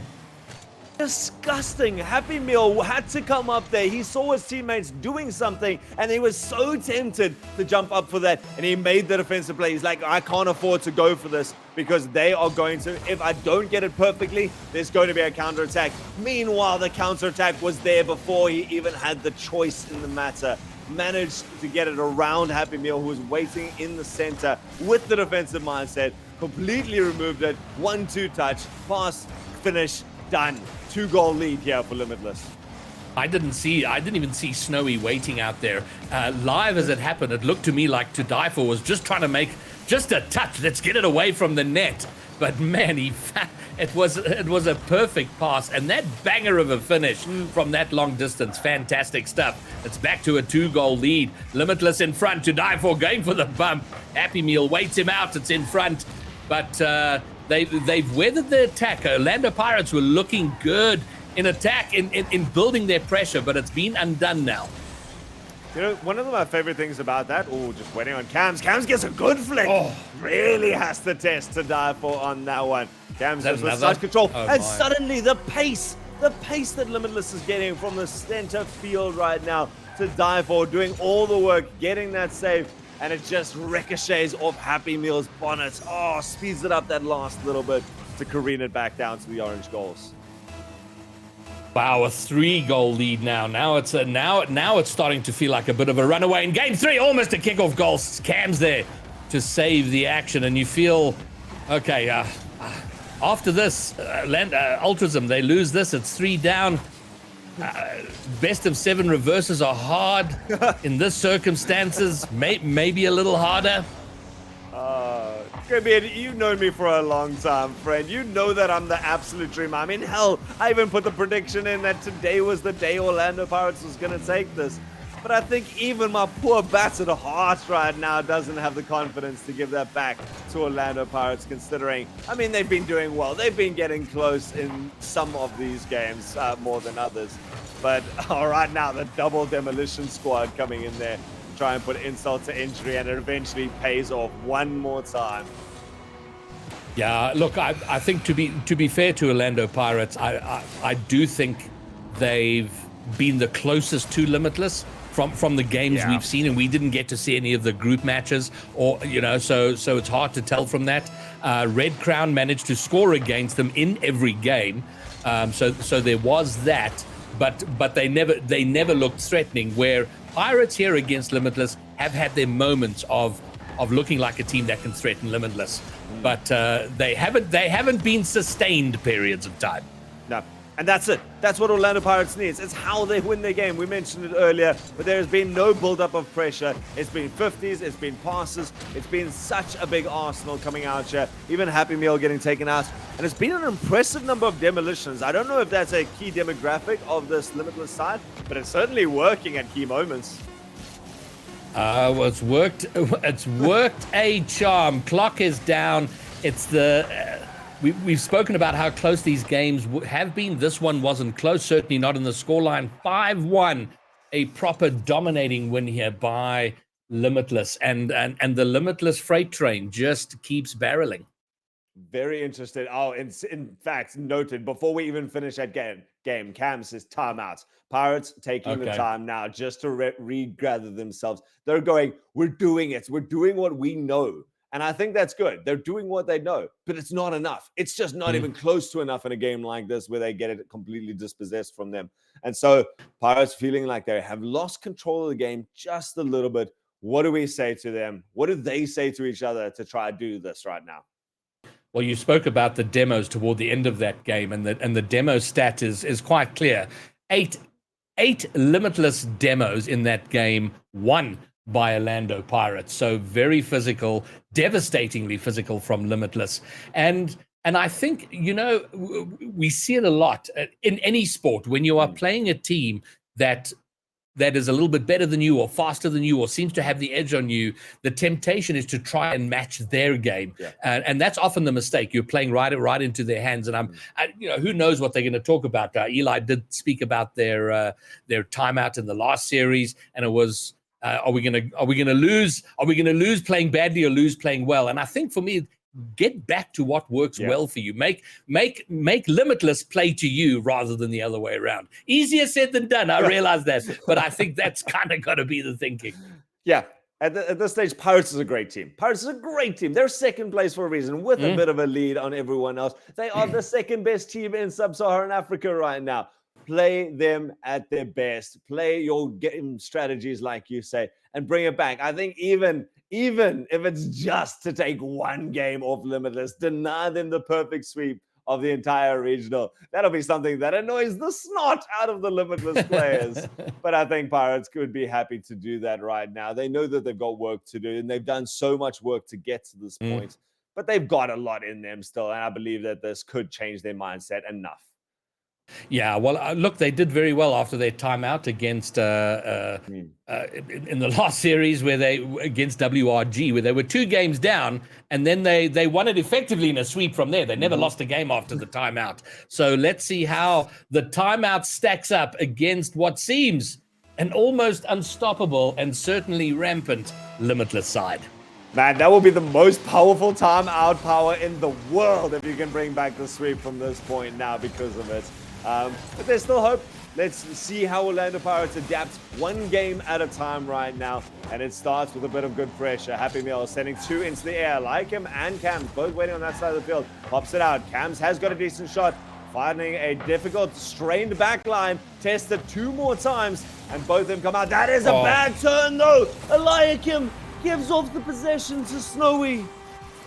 You know, years ago, well, I'll say that years ago in Rocket League terms, probably 2 years ago, I think Snowy was like giving me a little bit of tips and advice. And it was specifically in ones. And he said his thing, he is always looking for the goal. And if there is an open net, that is something he focused on and practiced and became really good at. Seeing the goal from anywhere in the field, if it's open, being able and capable to shoot a goal from there. And we've seen him do it twice just in this series.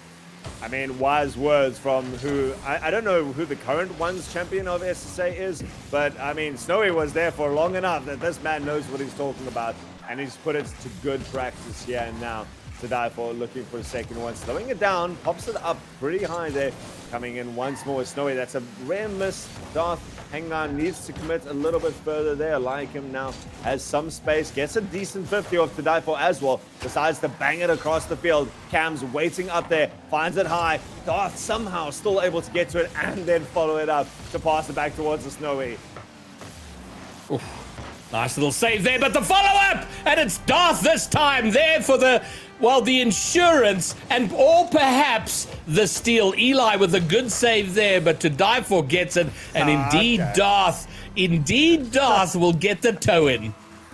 I'm now starting to see why Tadafo hangs around there. He's going, if this game is in our hands already, I'm taking my goals back, friends. We work together as a team. And I mean, they do it. They managed to get that second goal. But I mean, Darth did do so much work just to get it back from his side of the field and set that up in the first place that I think everyone from Limitless is going to be happy to be involved with that. Now Tadafo going to be challenged to the corner here. Cams finds it towards the center, but Snowy with full boost tanks gets a nice shot there. It's popped up. Cams has the redirect and somehow clashed across the crossbar and then cleared by Darth. Once more, I like him trying to make it work, but there's always blue players up and ready. Yeah, this has been good from Orlando Pirates. They've peeled open Limitless a couple of times, and that a goal coming from an extended period of pressure, and at least 2 occasions prying open the defense where we saw Limitless scrambling because they knew they were out of position. They get caught out here. Pirates, this is better. Excellent. You know, the first couple of shots are there to really test the defenders, but it's when you can start getting that culmination of so much pressure being put together. It's been one of the first times we've seen Limitless suffer that from any team, and who better than Orlando Pirates to build that up. They get the 1-goal lead back. Happy Meal, in fact, going to try the strategy we're talking about. Snowy knows never to leave that goal open. It is cut down there. I like him now trying to build up more pressure that worked so well for him in the past. This is very good because they've continued after scoring that goal. Yeah. They've kept themselves over in the Limitless side. Although Darth has undone Eli, they might suffer here. But what a great 50 from Happy! And this is a goal-scoring opportunity. But Snowy just gets it past the patrolling Eli, who is looking for a shot. And now maybe a counter, but Cams with the touch away. These guys are so patient on their defense. I mean, Snowy there, that was a goal-scoring opportunity, like you say. And he just waits for it, thinks about it. Happy Meal now going up with some mechanical skills. Tries to get under the To Die For. He did get the flip reset, but To Die For doesn't just get it across the field, even puts it on target there to make sure that the pressure builds up the other way. Now, Snowy looking for the center. To Die For is centered the wrong way. I like him chasing this. You can imagine the rest of Orlando Pirates going to be close behind this. Turned aside by Snowy. Happy Meal trying to reset it. To Die For's missed this in the center. Happy Meal not able to get to it. Now it bounces once more to Die For. And Limitless decide to just slow it down before this becomes too dangerous.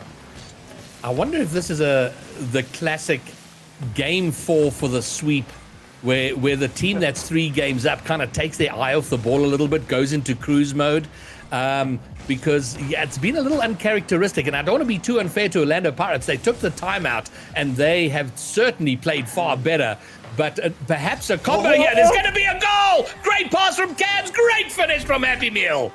Oh, I love it. Cams picks this up, and this is what I've been talking about the whole weekend. This out of the corner, whether you have to smash it back there or just find a good touch, someone waiting in the center. If you're first man, get it towards the center. Have some faith in your teammates and give it the best shot you possibly can. Gets it past the 2 defenders, and it's like you say, this looks like a renewed Orlando Pirates side.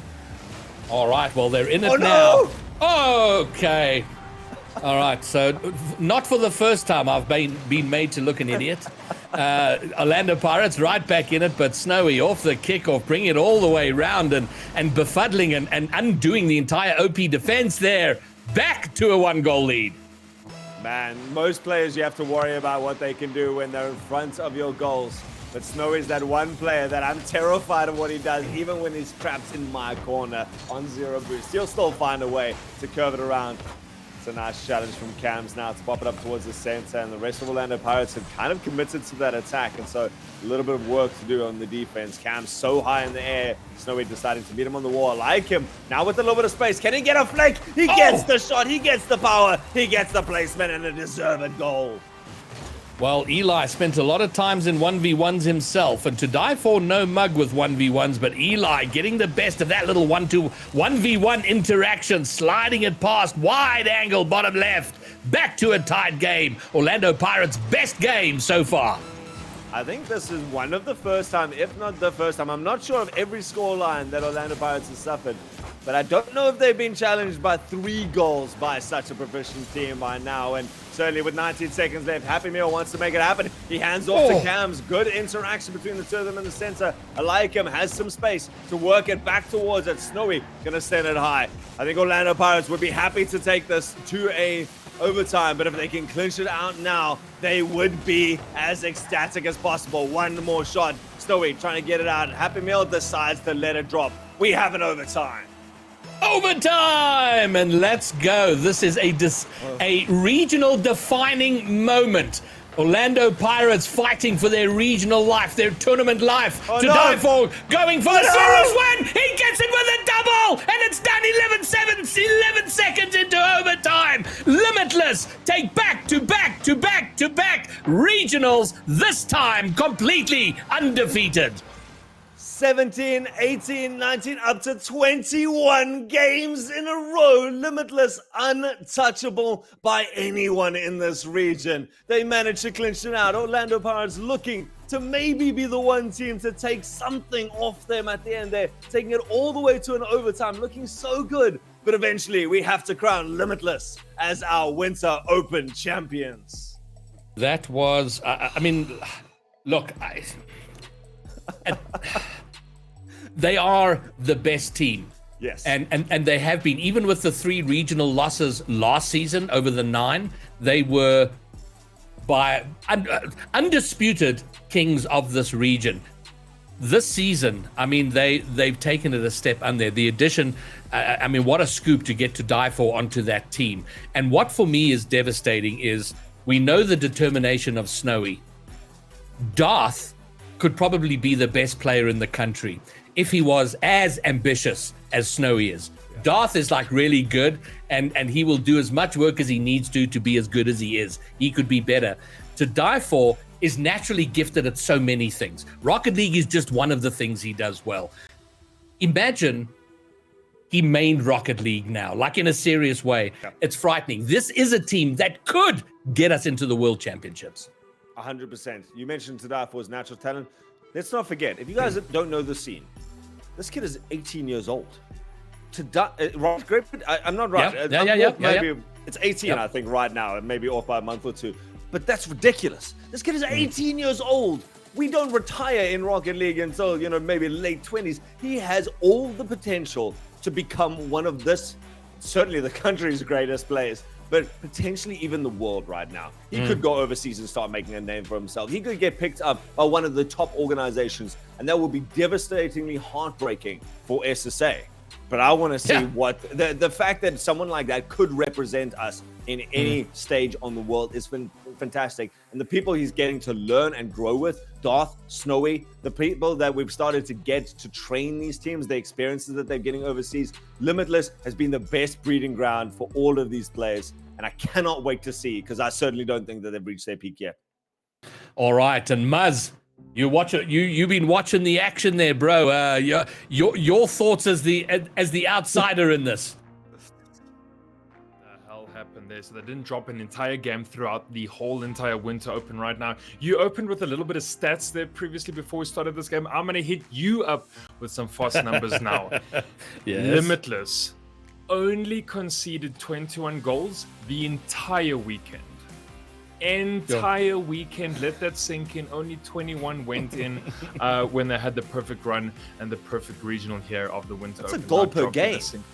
That's one per game. That's it. About roughly, yeah. Maybe 1 point odd, I think, when you look at the stats later. Yes. So that's a goal difference then. They close on 72. I mean, that is just bizarre. So that's how incredibly crazy Limitless went this time around, right? And, we've spoken about how good they are, how speedy they are. Noxus is coming, he's helping them out. But, this is Limitless for you, right? OP were going to be the best contenders against them.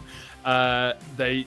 unfortunately not able to get a game off them, did go to overtime there at the end, but of course To Die For says he is not messing around. It's a Sunday evening, some of us still, I don't know, got to finish our science homework, who knows. I agree with both of you though. They are going to be the best champion we can send here to Worlds. I think their growth has been superb. They, I think against an APAC team, I'd love to see what a scrum like that would look like. Give us James Cheese, give us Detonators, even Gaming Gladiators. Can we put up serious numbers against an APAC North team? I think that's going to be our big benchmark. All right. Well, just to so To Die For Ultrasm is 17. He'll be 18 in June this year. Almost. So even more potential there. And we are in for a treat, because waiting in the wings for an interview is To Die For. So as soon as he's ready and we're all ready for him, we're going to go to that and really looking forward to having a chat with him.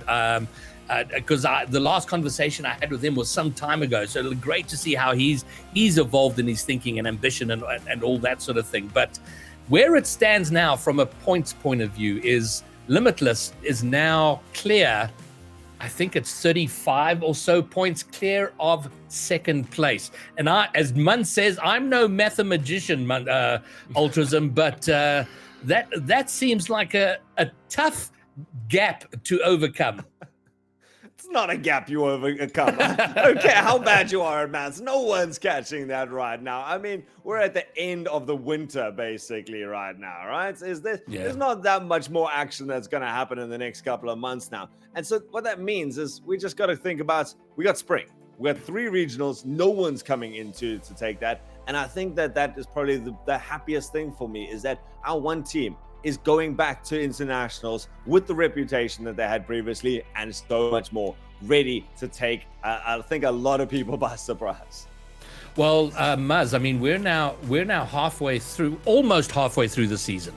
Yeah. 9 regionals. There are 4 now done, dusted behind us. So by the end of the next regional, so 2 weeks today, we're going to be over halfway. And we have to assume that this is going to be, if Limitless go on to take that one, they extend their lead to 40, 50, who knows how many points. But the story then, Muzz, remains the run for second place, because Orlando Pirates have done fantastically. They've now got at least a 10-point gap. but that's still where the story is. Yeah, and for me, I think it's going to come down to Orlando Pirates now almost having very faultless rest of the season, because they're only 6 points ahead of the next 3 teams in White River Gaming, ATK and Nixa. So Orlando Pirates can't slip up now anymore, right? They got to keep making the semifinals. They got to almost keep making finals every time, Greybeard, because they cannot allow these other 3 teams behind them to even gain any type of yardage, because that wild card spot is a second place as well from any region. So basically, it's semis and better throughout now, another 3-4 regionals ahead of Pirates, and I wouldn't want to have that type of pressure on my shoulders, and that's why they're the guys that are playing out in that field. Well, let's talk, and hopefully we'll get some insight from To Die For when we get him in here, and we're just sorting out the technical issues so we can get him into that interview. Is how much are they looking toward? What are they now ready? I mean, you were talking, Muzz, about sort of an APAC team. Could they go toe-to-toe there? And I think they could. But, and Alt, you asked Pyro the question about how close are we getting. But that's what's got to be preoccupying them, right? Altruism is how do they keep... It's not about being the best here. How do we close the gap with version 1, with Space Station Gaming, with Moist Esports? I mean, that's the goal they've got themselves set at. Long time in the future, probably always starting to aim at someone like Space Station Gaming. But yeah, that is the goal. That's the only way. And when you look at the obsessive nature of someone like Snowy, that is definitely on his mind. He has definitely thought, is like, we need to get there. Not now, but we need to get there eventually, is that the long-term goal. And I think it comes down to the international exposure that these guys are going to get. I'm sure that they're starting to make their plans right now for how they want to boot camp when they go to wildcards, what sort of connections that they can make, maybe try to set something up for after this RLCS where they're going, okay, we're going to have another couple of months that even after the wildcard, let's try and get back overseas for a month or 2, just boot camp on the big stages with the best teams. There is so much growth that you get when you start exposing yourself to that. And you're right. There's no one here that they're going to be training against. So they may as well look to train as best as they can if they want to take next year even further.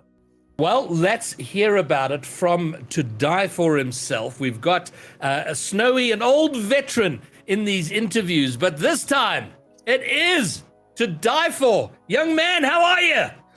Hello. I'm always great. And yourself? I am fabulous, To Die For. So my opening question is, how much of your conversation with you, Snowy, Darth, is about getting through wildcard? I mean, you guys are performing like your vision isn't winning today's regional. It's like, how are we going to get through wildcard into the main event? How much are you guys thinking and talking about it?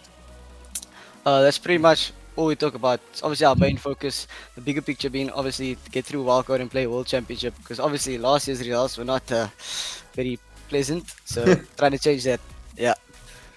To Die For, my friend, you are 17 years old now. I just got corrected. I thought you were up to 18. And you are considered by many to be the greatest Rocket League player in SSA, potentially the greatest Rocket League player we've ever had, right? How the hell do you go to school on a regular basis? How does this sort of level of accomplishment that you've already accomplished affect your day-to-day life? I'm genuinely interested. Doesn't really affect it much, because like nobody really knows, because I actually tried to keep it on like the down low. Only he's sitting in maths class being like, you have no idea the angles I know how to do, guys. Only like my very close friends know. Like some people, like only like my cousin, my best friend and stuff like that. Just a couple, just a very few. Yeah, that's all. Not many people. Why? Why though? Please. Sorry, Muzz. I'm not letting this one go. Why have you not been like telling everyone? Because I mean, if you were an international sportsman in most of the sports, you'd be telling people you're earning phenomenal money. You're getting to do these overseas trips. At what stage do you think you'll actually start telling people? I honestly don't know. I just think it would be like almost as if I'm bragging or anything. I just don't like talking about it, to be honest. I really don't know why. You deserve it. far too humble there, hey, Ultras, and far too humble. Okay, right, to die for. So we were kind of obviously thinking amongst ourselves, how are you guys going to perform against Apex sides? And, so let me ask you, as obviously a top performing player, when we look at teams, let's say Elevate, Detonator, Gaming Gladiators, where do you guys think you are compared to these Apex North and Apex South teams? You think you can take them on? That's a tough question because I obviously never played them before, and they seem to be doing very well. But honestly, I think we could take them on. We had scrims against some other APAC teams, not Elevate. I think it was Gaming Gladiators. We did pretty well against them, so I think we're fairly confident we can take them down. Nice. All right, and then how? It's a question we asked Snowy. I can't remember if it was last season or it was last season.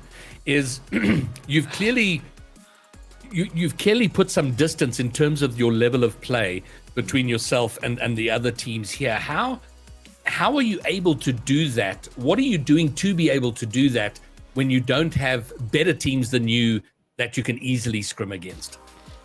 We just constantly playing together, trying to improve, working on our chemistry, because that's obviously the most important part, playing together as a team. I think that's what you have over everyone, because there's very mechanical players in the scene, but like obviously some of them don't link. So I think that's what you have over a lot of the players in the scene, the connection, because you just train a lot, scrim a lot. So yeah. Nice. Okay, going forwards, something that we just mentioned before we jumped here into this chat with you was your personal future. You are young, you have good teammates right now. Sub-Saharan Africa is still capped in a lot of ways for the RLCS, and it's certainly been an amazing breeding ground for you guys. But is there a chance of potentially the whole roster, or even just you, maybe moving overseas to look at other regions, to spend a little bit of time there and get to grow in a bigger atmosphere? It'll be the smallest fish there for a while, but you can certainly make a big name for yourself. I mean, you never know. As of right now, there's not any plans for our roster to go overseas or anything. But I'm obviously a student, so maybe go to university in North America and continue playing Rocket League there. But the main goal is obviously to do well at Worlds, and then we can get SSA a major spot, because that's the easiest way to do it. Because Sonics don't seem to be working with us here, so I guess we just have to show them. Yes. And then I suppose to that, you'll be able there to play overseas with Noxus as well, and then that'll be such a crack team, I think. Maybe talking about your coach quickly, we had a long 10, 11 week break there. What kind of were you guys covered in the off season? What does Noxus help you with? What was he bringing to the table in that long December to make sure that you guys were going to be crazy coming into winter? We weren't really occupied in the holidays because like Snowy was in England working on his own gameplay, so we were just mainly individual gameplay. Did some replay analysis. Nox was very good at that, so he's just helping us. When we came back, it wasn't really a lot in the holidays, but last couple of weeks when Snowy came back, then we started working replay analysis. That's pretty much it. Okay, nice. All right, to die for. Big fat congratulations to all of you. And if you guys win the next regional, we're going to have to see what we can do about getting Darth into the chair for an interview. I think we might have to work very hard to pull that one off. But in the meantime, what an astonishingly good performance. A perfect tournament. Not a single loss, a goal difference of 72. Insane stuff. And all of you, congratulations. Well-deserved win. And good luck in 2 weeks' time. Thank you. Thank you for having me here, and great casting and hosting from you guys as well. Thank you. Wow. To die for, making friends along the way. What a young man. So polite, so nice. You can see good that was great. there. We saw a lot more of his ceiling than him, but his insight there was fantastic. He's such a bubbly character, he's a joy to talk to. He's just a guy who seems to enjoy everything he does. Ultrazum. He's like, seems like he's sort of cracked the code of life and figured out how to enjoy the ride. I need this kid to just come and spend like 2 weeks with me and just like hang out. I feel like that smile would cheer up my day. I mean, this kid has achieved what literally 90% of teenagers would love to do right now, and that's play esports at a highly competitive level, be world class at that.